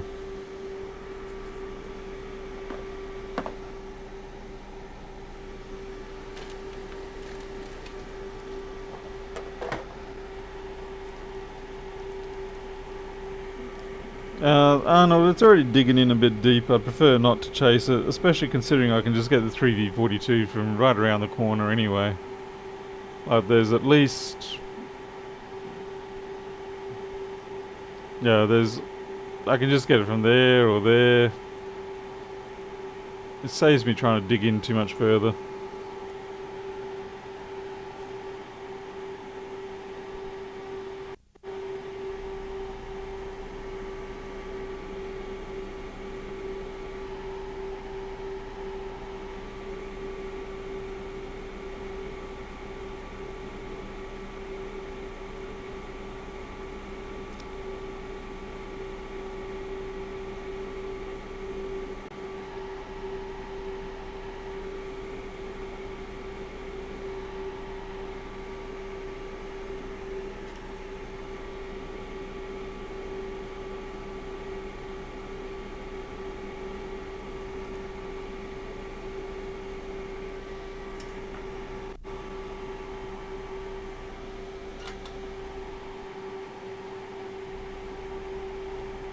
So is it true about the koala's dead 5,000?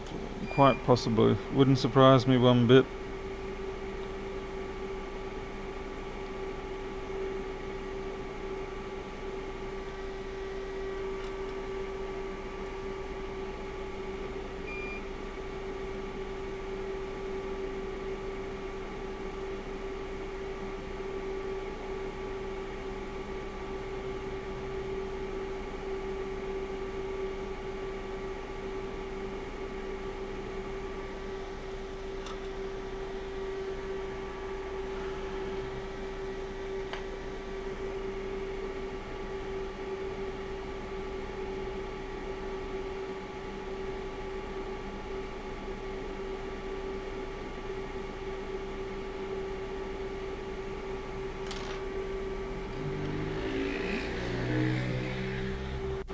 Good on you, dude.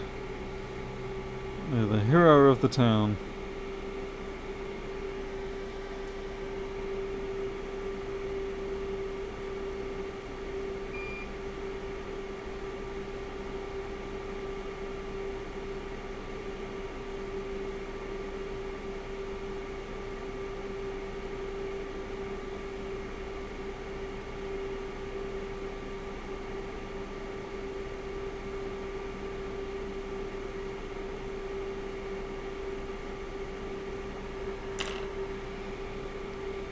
Not quite the hero of Canton, but he's the hero of this town.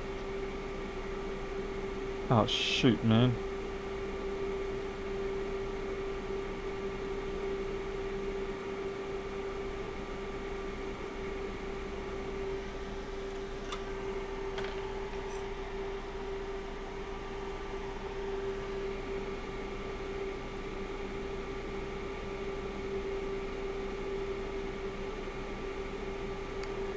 That resistor is definitely going to need some reinforcement. Stop it going to places it shouldn't. Getting twisted off, stuff like that.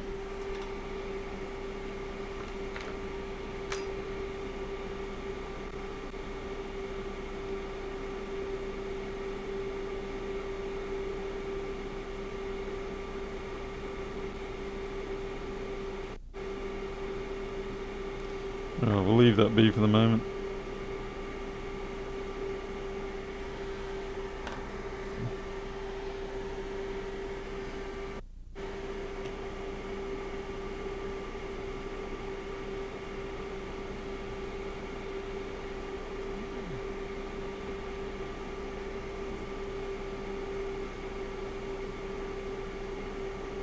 Why did it go over there? Oh, okay. The person's gone. That junction there is the same as the pin on the chip. They could have picked it up from pin 1, but they've opted not to.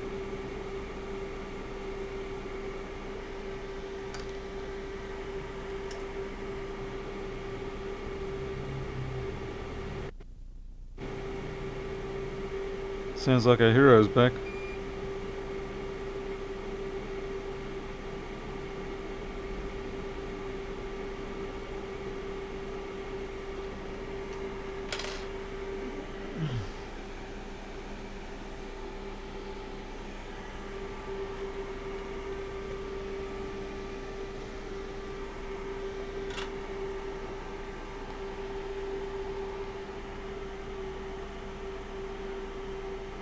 Hey, Luciano from Brazil, was it? Brazil? Yep, Brazil. Oh, I dropped a run of solder somewhere on the ground. Ah, wait, found it. Oh. It's a little more painful than it should be to do that.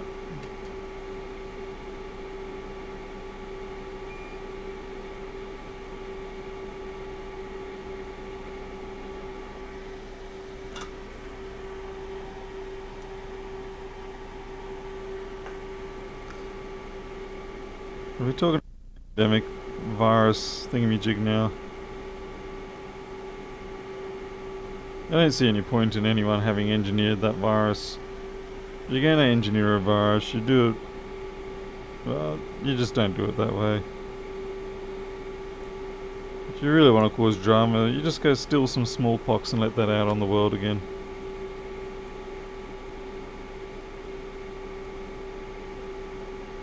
It's never a good idea to enact biological warfare, mostly because you rarely can control it, and it usually ends up wiping out your own team anyway.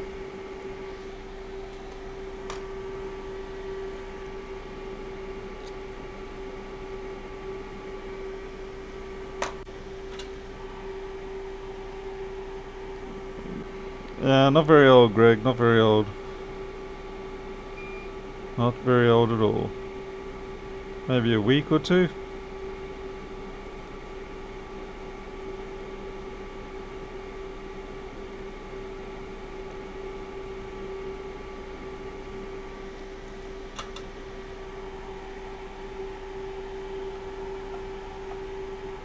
Well, no, I mean the permafrost thing. Now that's a far more legitimate thing to be concerned about with regards to, we don't know what sort of ancient things are becoming unleashed.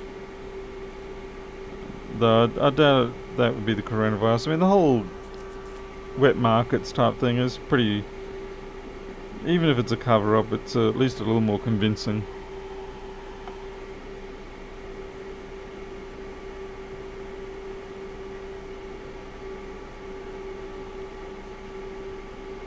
Alright, that's at least cleaned up. We don't have any wire jumping across the board anymore.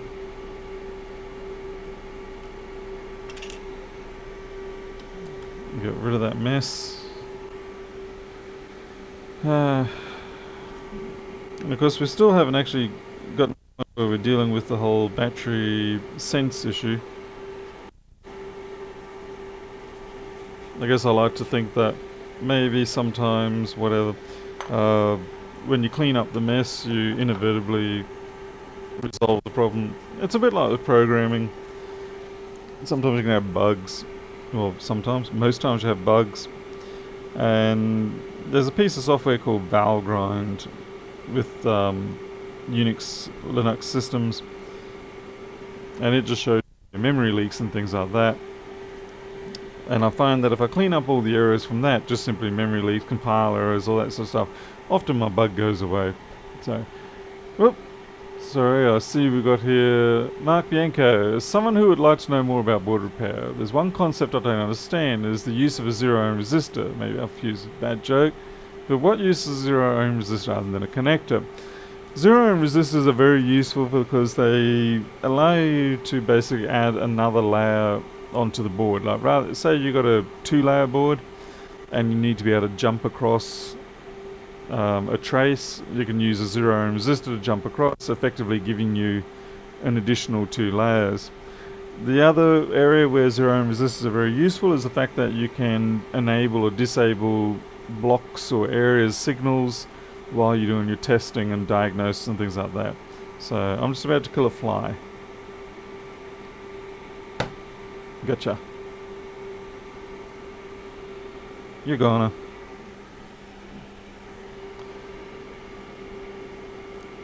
I understand the question in the sense that I remember when I first encountered them, I was of the similar mindset. It was like, well, what's the point of them?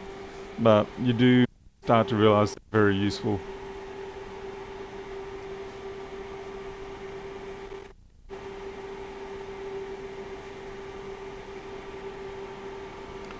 Yes, zero ohm is basically a wire.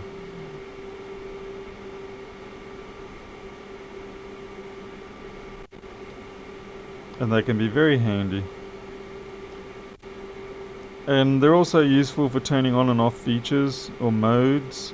So if you've got a board that handles 5 or 6 different configurations, you can use the zero ohm resistors to enable or disable the various configurations without having to have 5 or 6 different boards spun up.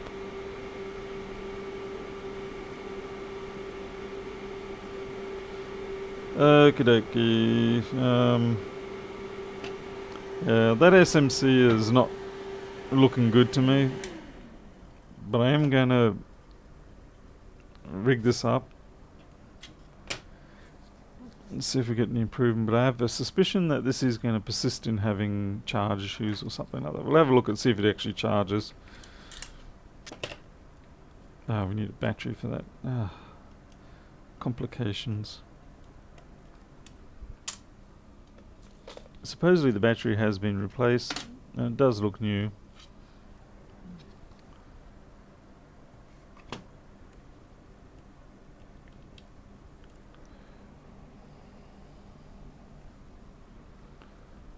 Where's that chipmunk?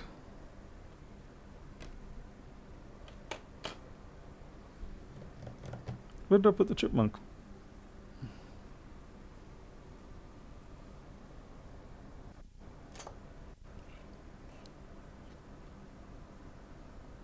I had it seconds ago.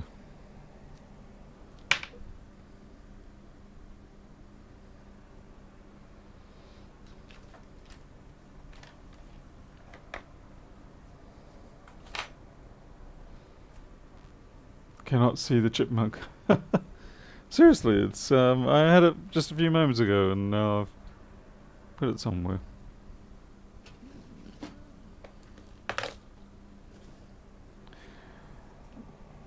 The joys of old age forgetfulness, eh? Maybe I didn't. Maybe it's back up with that board that we were working on before. I'll plug this in and see what happens with the current. 500, 600. I'm not getting any S. Oh, there we go. That's shonky.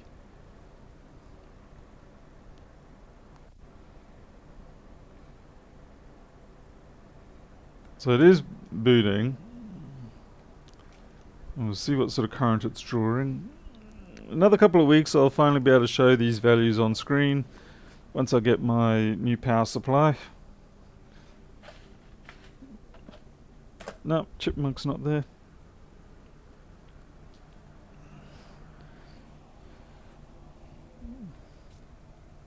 Oh wow, the backup's actually completed. Amazing. That actually finished. I'm shocked.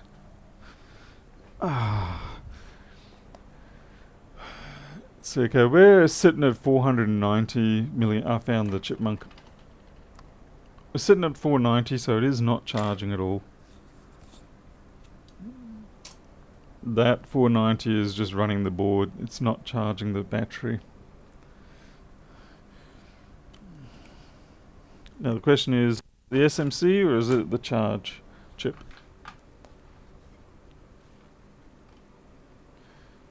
Now based on the look of the SMC, I'd probably be more inclined to blame that. What does the audience think? Check the ISL diode. Yeah, I suppose we could do that. My goodness. Why would you go for something simple?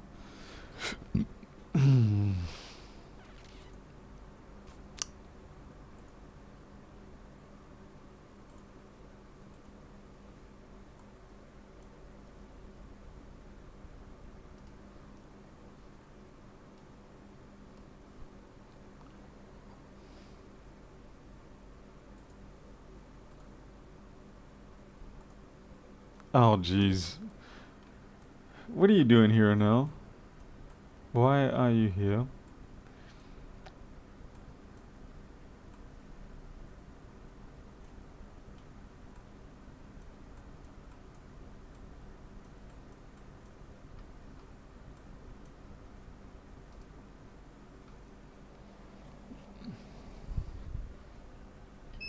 Anel, did you pack my order today or did someone else?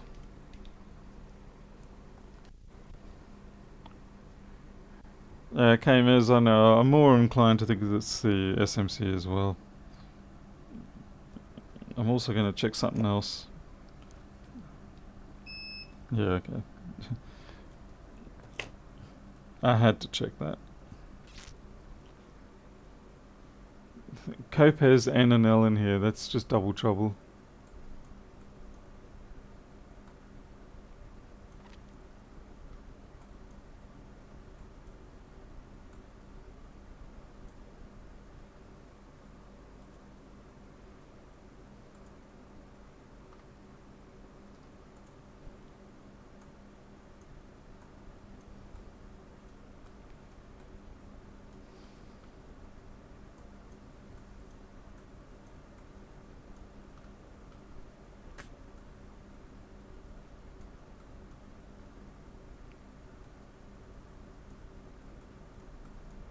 So I'm just looking at the schematic and the board view at the same time.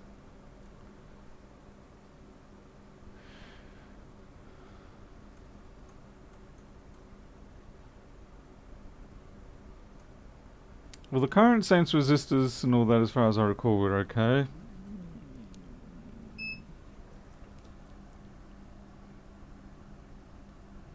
You got the wrong one, Paul. Yeah, that's the wrong one. This is the one for the battery. Yeah, that's all reading fine.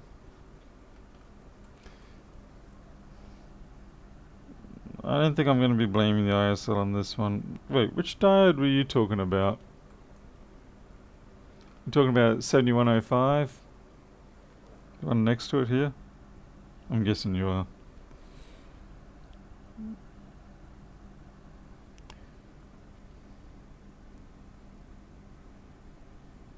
Nothing in that direction.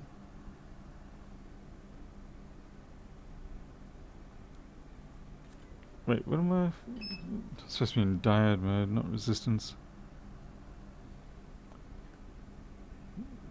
0.195 seems actually a bit low.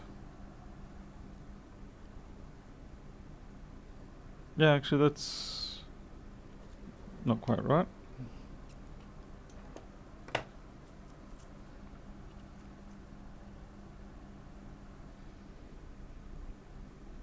Three. No, it's okay. Alright, the diode's intact it seems, so let's go for the SMC.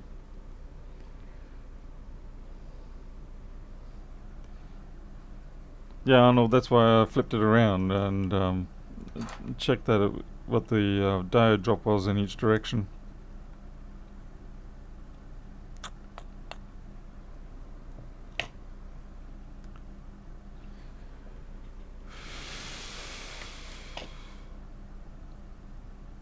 That SMC is way off joint. That's way off orientation anyway. That's got to go.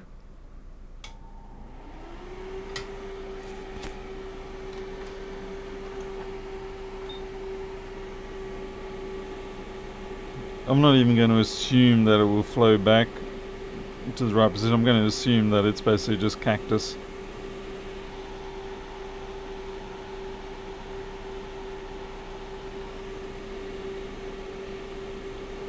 So we'll have to take an SMC from another 3437.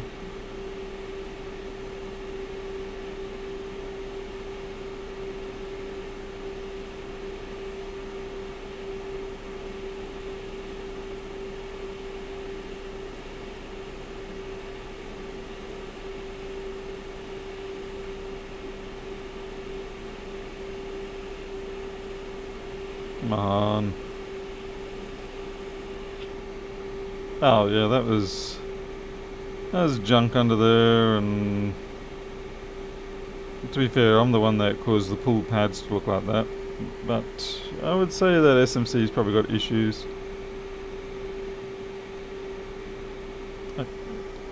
I might have pulled it off a little early.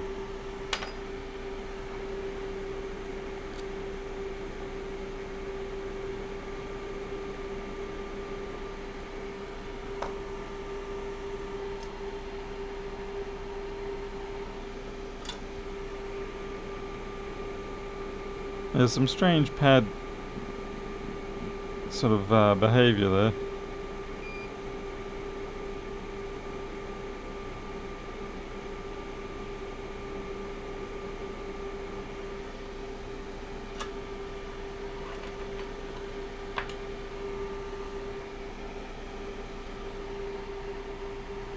Hey Richard, how's it going?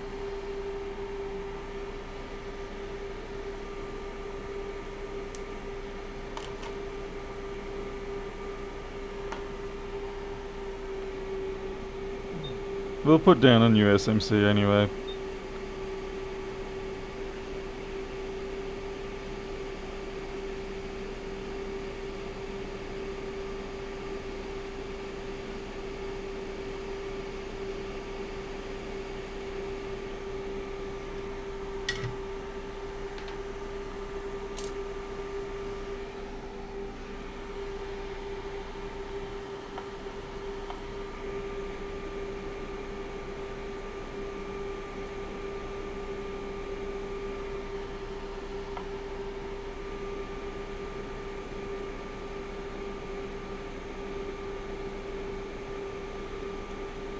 Well, that looks pretty again.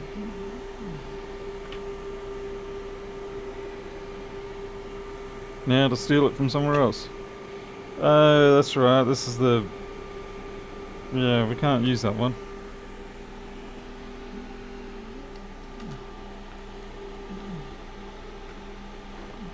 I've put my order in for 3437s, but that's going to take a little while coming from China.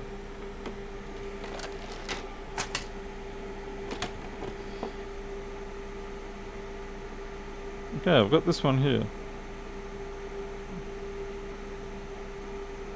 Oh yes, I remember.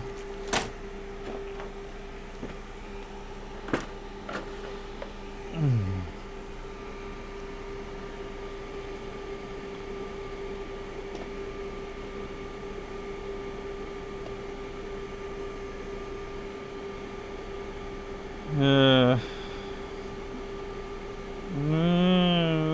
I don't know if I like the idea. Guess we'll give it a whirl.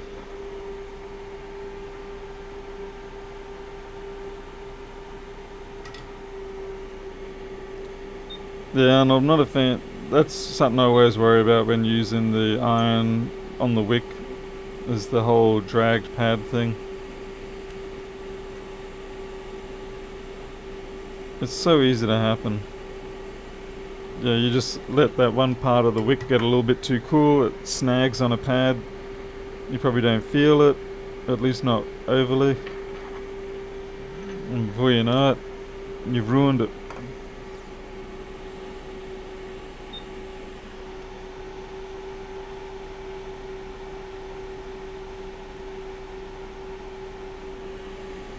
Christian, it sat down at a funny angle because someone else reflowed it, but by the looks of it, they either didn't let it, not enough flux, not enough heat, or got impatient, or got scared, or they touched it too long after it had gone liquid and it was starting to cool back down.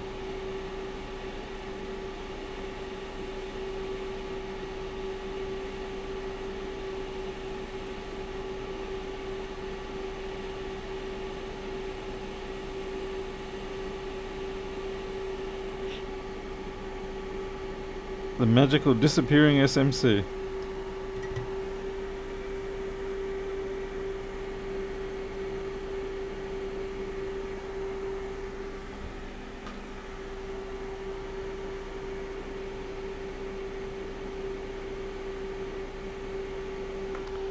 Alright, I guess we'll bring down the reballing equipment again. Oh yeah, the hook tools are great. Definitely need to get one of those.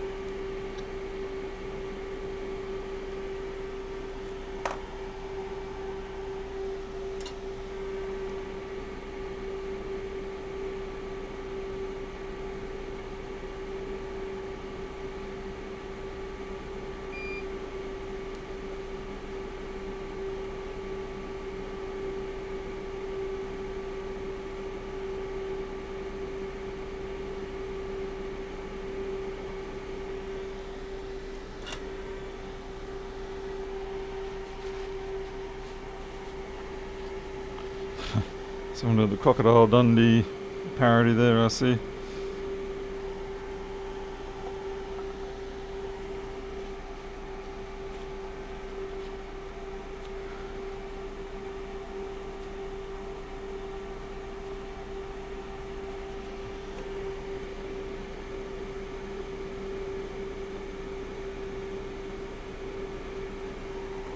Right, now we've got to clean it all up, get rid of the flux,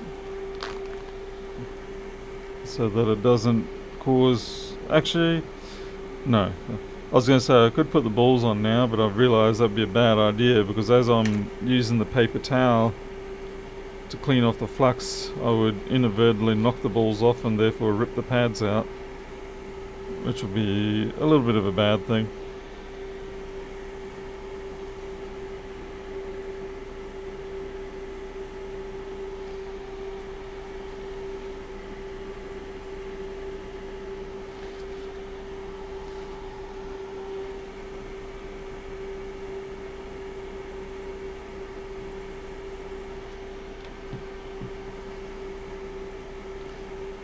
Oh, well, we get more practice at doing the 2-ball stenciling system. Can't complain about that.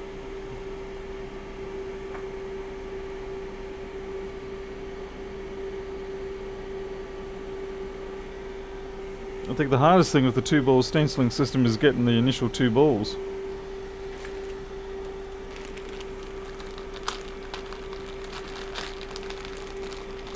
Like actually out of the container itself. Alright, I need a capture tray. For that we'll use another piece of paper.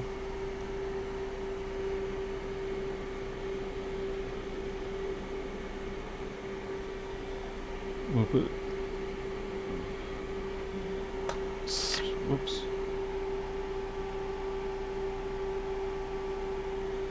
How'd you get to 0.75 speed there?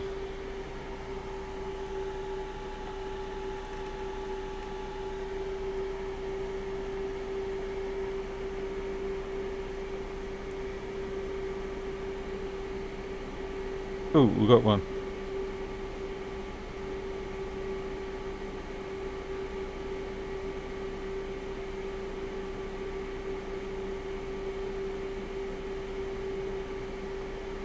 Somebody catch that ball.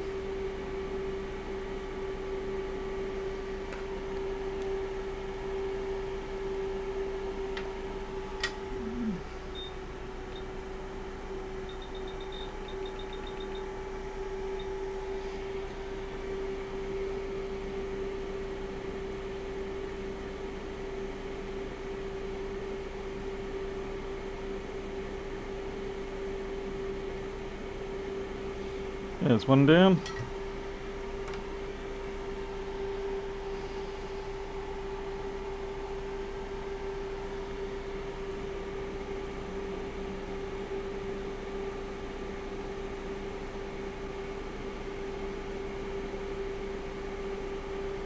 So next one. And again, just a teeny tiny smidge of flux there.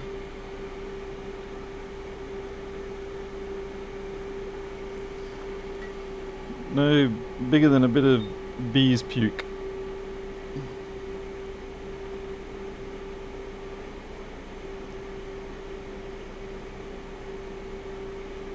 Oh, fine, it wants to be on the second inner one, that's fine by me. That doesn't matter. Let's try to straighten out the stencil a bit more.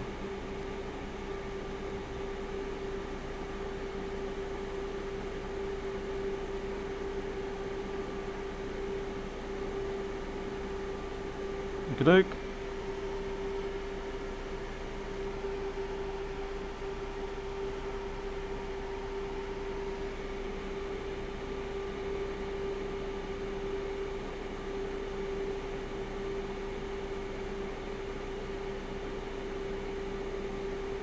Oh, crikey. More balls than I'll ever use.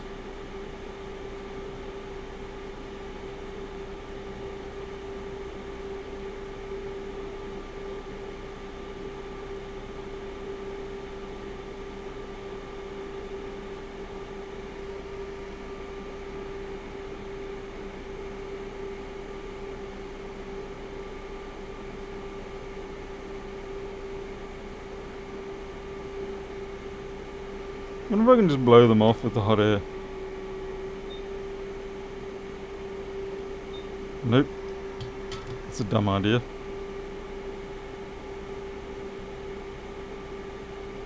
Alright. That was also a dumb idea.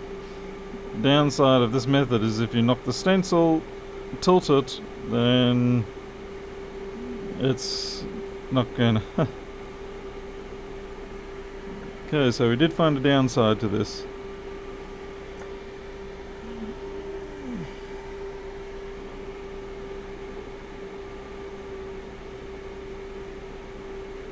Fortunately, cleanup is easy.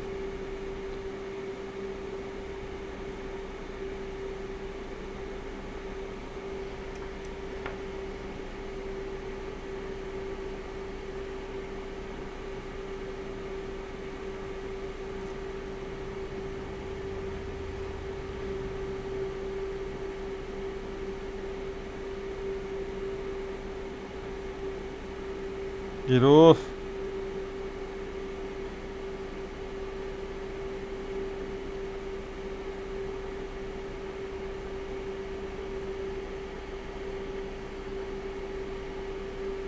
Alright, that should be fine. Transfer that back. Try and de-lint it slightly. Yeah. The lint shouldn't pose too much of a problem.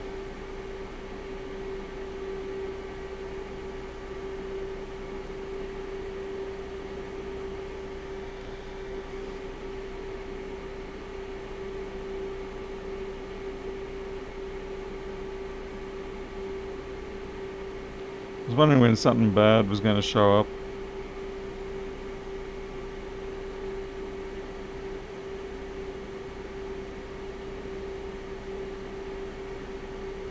Okay, we'll try that again.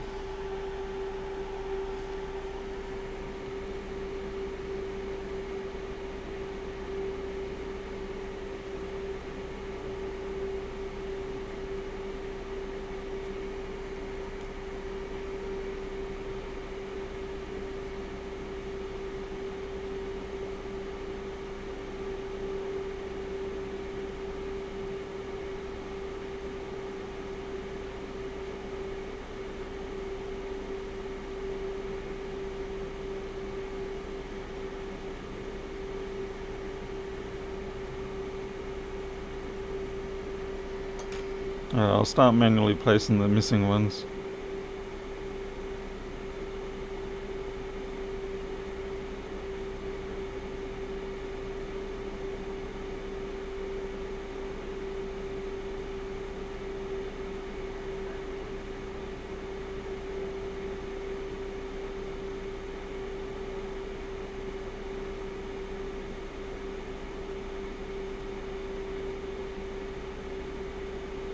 Whoa.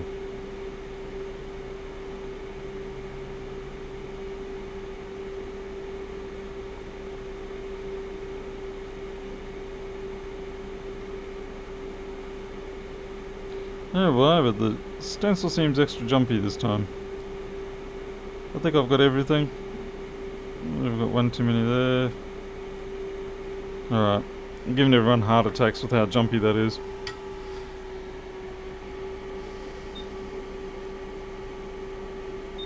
Okay, we'll do our deform process.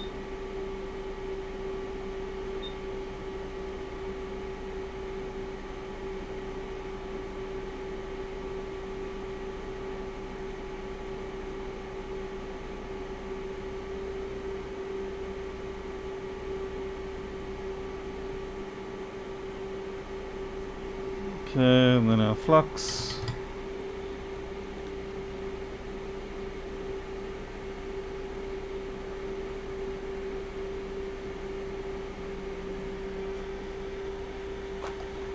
And then hopefully this will now get a reflow without any jumpers.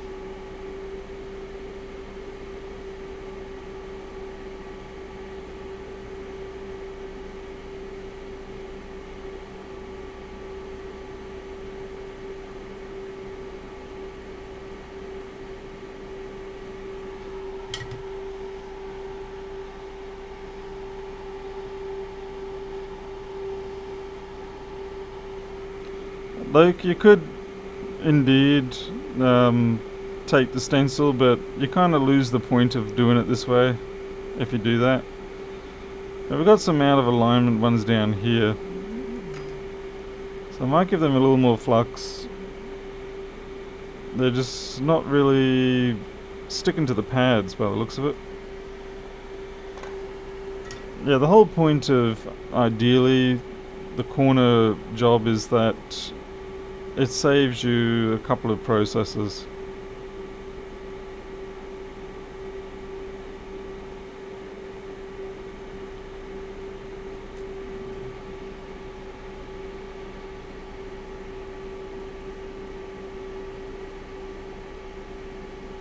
I'm having trouble with the bonding of a few of these. So that one there's a bit of a jumper.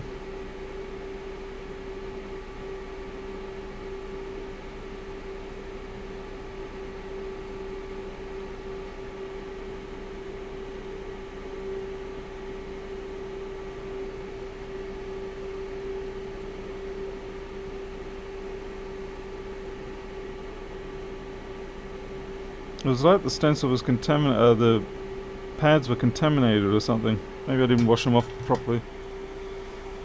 They seem to be okay now. Wrong orientation of tools there, Paul.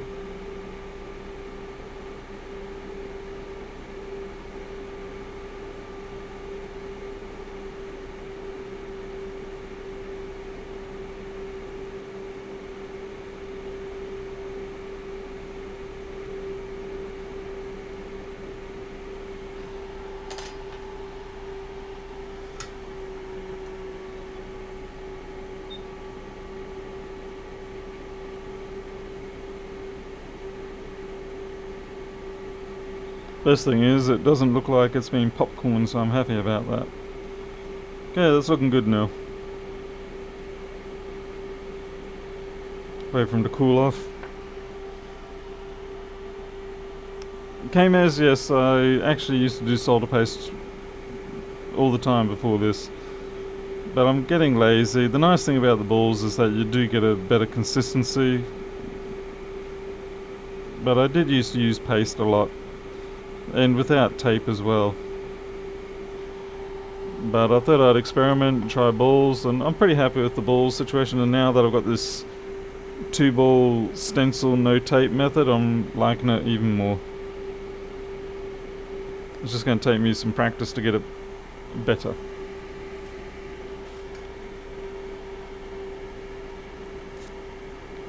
And I really want to stop wasting so many of the balls.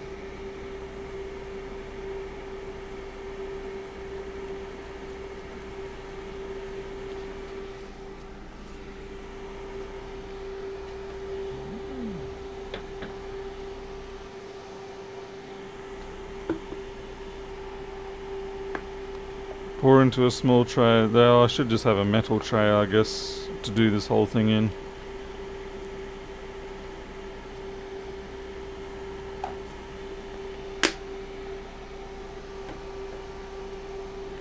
That would sort of solve the whole situation.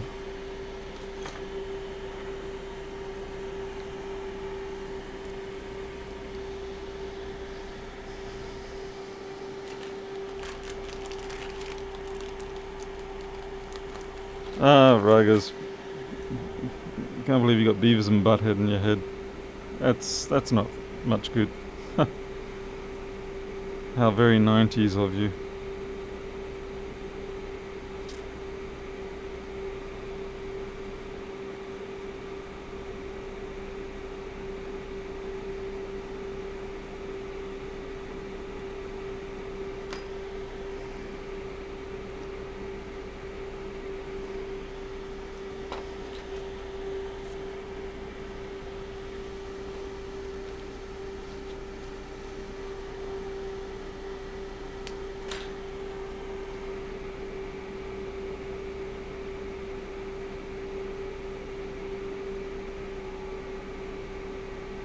I'm not a fan of my SMCs floating away once they get warm, so that's why I use very little flux.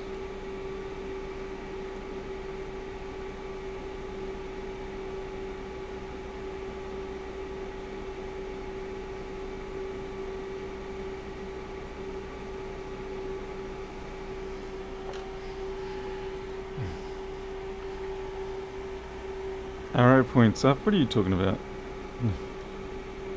You must be one of those upper world people who think you're better than everybody.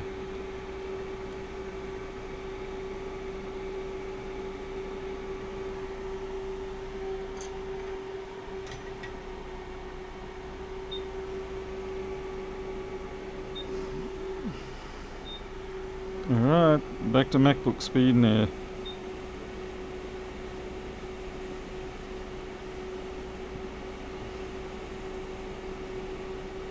This has a risk of actually jumping and floating away because there was the flux on the SMC itself when I did the reballing, and then I added the flux as well on the board, so there's a slight risk it will decide to dance away. Hoping I can cheat Murphy out of a win.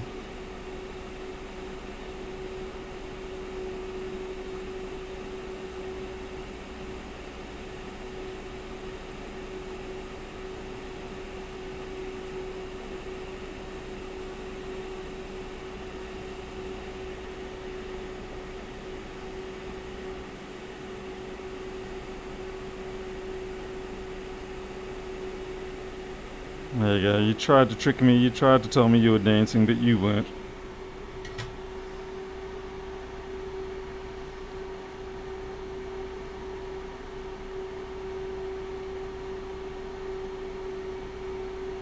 I like when people try to tell me how to do these things. We all have our techniques. It works. I do heat up around the board first. It doesn't show up so well in the camera because of the angles. And I don't have an angled nozzle deliberately because they don't make good nozzle. They do not make good angled nozzles. Instead, they put the stupid 45 cut straight into the housing of the nozzle, and that's no good. You want a nice bend in it. Again, that's all good too.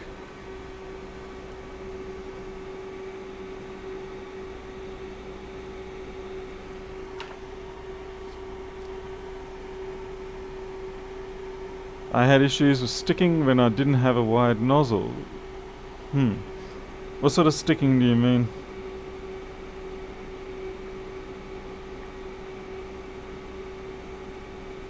And that looks quite a bit more orientated correctly than the previous one.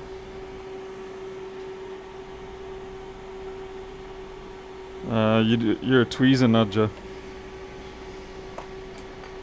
I mean, if you've got the talent to hit it with the tweezers and not have it skew off by a row, then more power to you. I can't do that.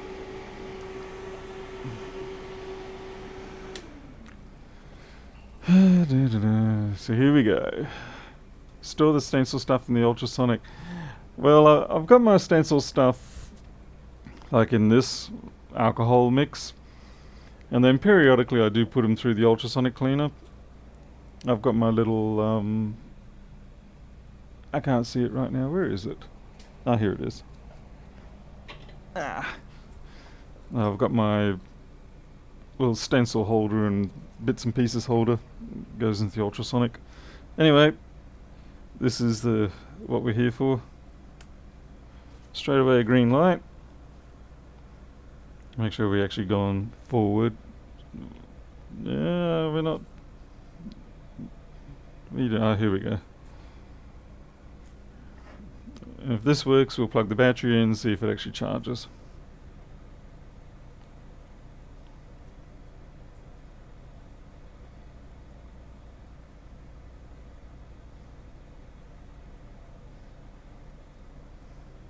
Come on, give us some green blinky.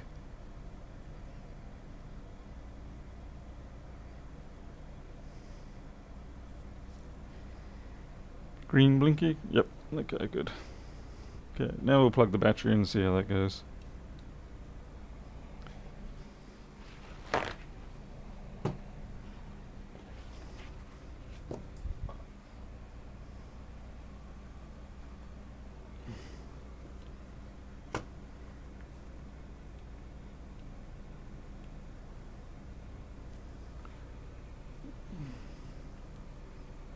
Okay, let's try it again and then see what the current draw is this time. It's going to be funny though if that battery's actually fully charged. That'll be a laugh.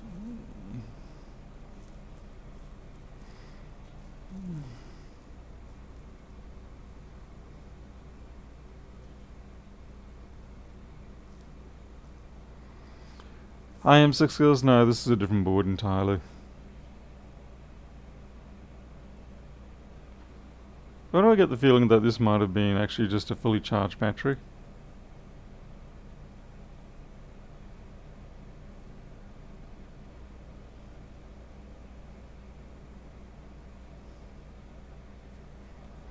Because I'm still sitting at 460. Well, the SMC was definitely dodgy, so that had to be replaced regardless.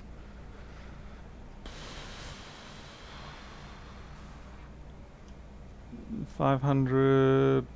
Come on.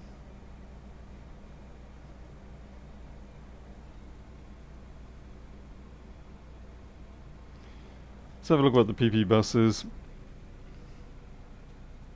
That should give us an idea of what it's up to. And Nell's probably screaming that at me now. What? 6 volts on PP bus?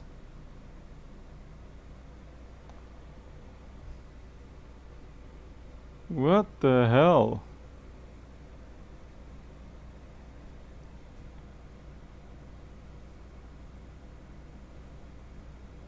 Oh wait, yeah, no, that would make sense, yep.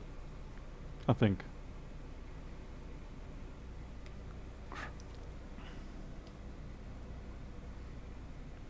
$342 is fine.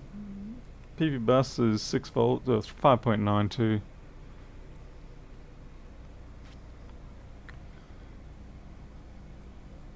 What am I missing here?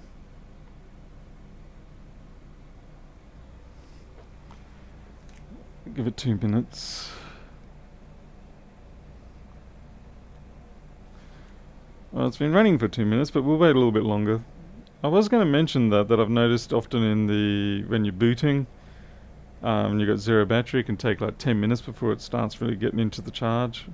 Understandably, part of that is due to the safety of the lithium cells. When you drop below, usually when you drop below about 2.85 volt per cell, you have to then go to a 1/10% charge, and that until you get over 3 volt per cell. And once you're over 3 volt per cell, you can then go to the 1 or 2C charge rate. Everything is fine.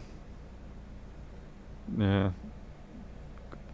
Good thing I got longish sleeves on this t-shirt rather than wearing a singlet. You don't want to see my hairy armpits. We are slightly creeping up. We're up to 500. So it is probably doing a 1/10%. Well, not 1/10%. Like if this is, what's this battery's capacity? Okay, so this is a, let's say 7 amp hour battery. Which means they're probably only charging a half that. So you wouldn't be pushing more than 300 milliamp into it initially, 300 to 500 milliamp initially until it gets up to the 3 volt per cell level.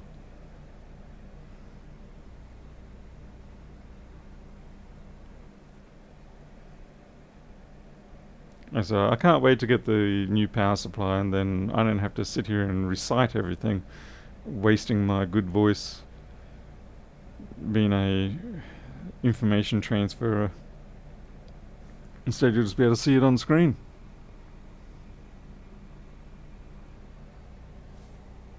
Alright, I'll check the voltage on the PP bus.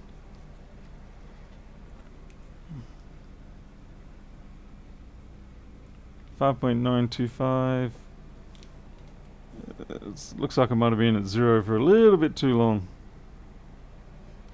There are ways you can bypass this. You can directly access the cells in the pack and give them a little bit of a kick to bring them up so that the protection logic doesn't stop you.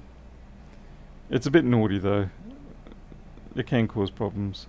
I had to do that on I can't remember now.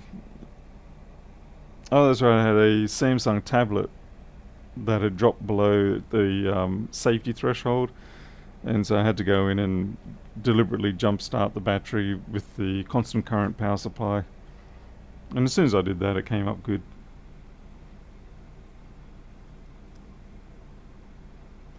Lethal one, I've got a new power supply coming in a couple of weeks that will allow me to stick the voltage and current and all that underneath my multimeter details. Actually, if we just watch the voltage on the PV bus, it should slowly increase. Let's see, what 5, although we are stuck at 5925 at this point. 26. It may be that the pack has just gone too far and it refuses to charge it.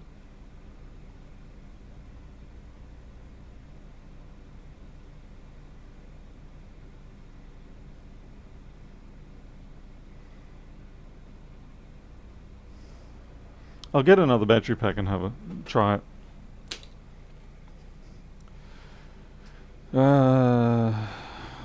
Let's see. Yeah. Right. This belongs to someone else, but it's worth a shot. Oh wait, no, we're on our way. We're up to 640 now. I just had to threaten it. Yeah, it's up to 640, so it is actually now getting out of that trickle charge phase point. Just had to walk away from it. There we go, 6.1. I think it was just very deeply discharged and it was being safe.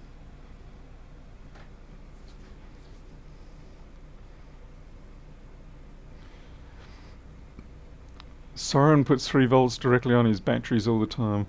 You can do it, and fortunately the cells are fairly tolerant, but it does damage them. But I suppose if you've already taken the pack down that far, you've already incurred a certain degree of damage anyway. But it is creeping up, so that's fine. I should probably get this ready for the ultrasonic cleaner now, since we know it is working. Is your buggy software saying 5.9? No. Buggy software. My multimeter software is not buggy. Look. There, see? 6.2 now. And you can see it jumping up too. 212, 13, 15, yeah.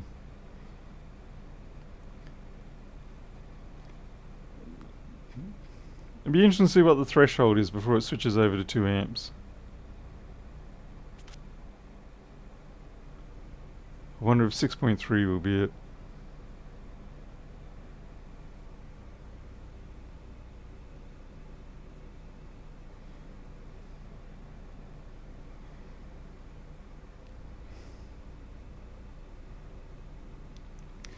A55 is you'll find A55 elsewhere on the board.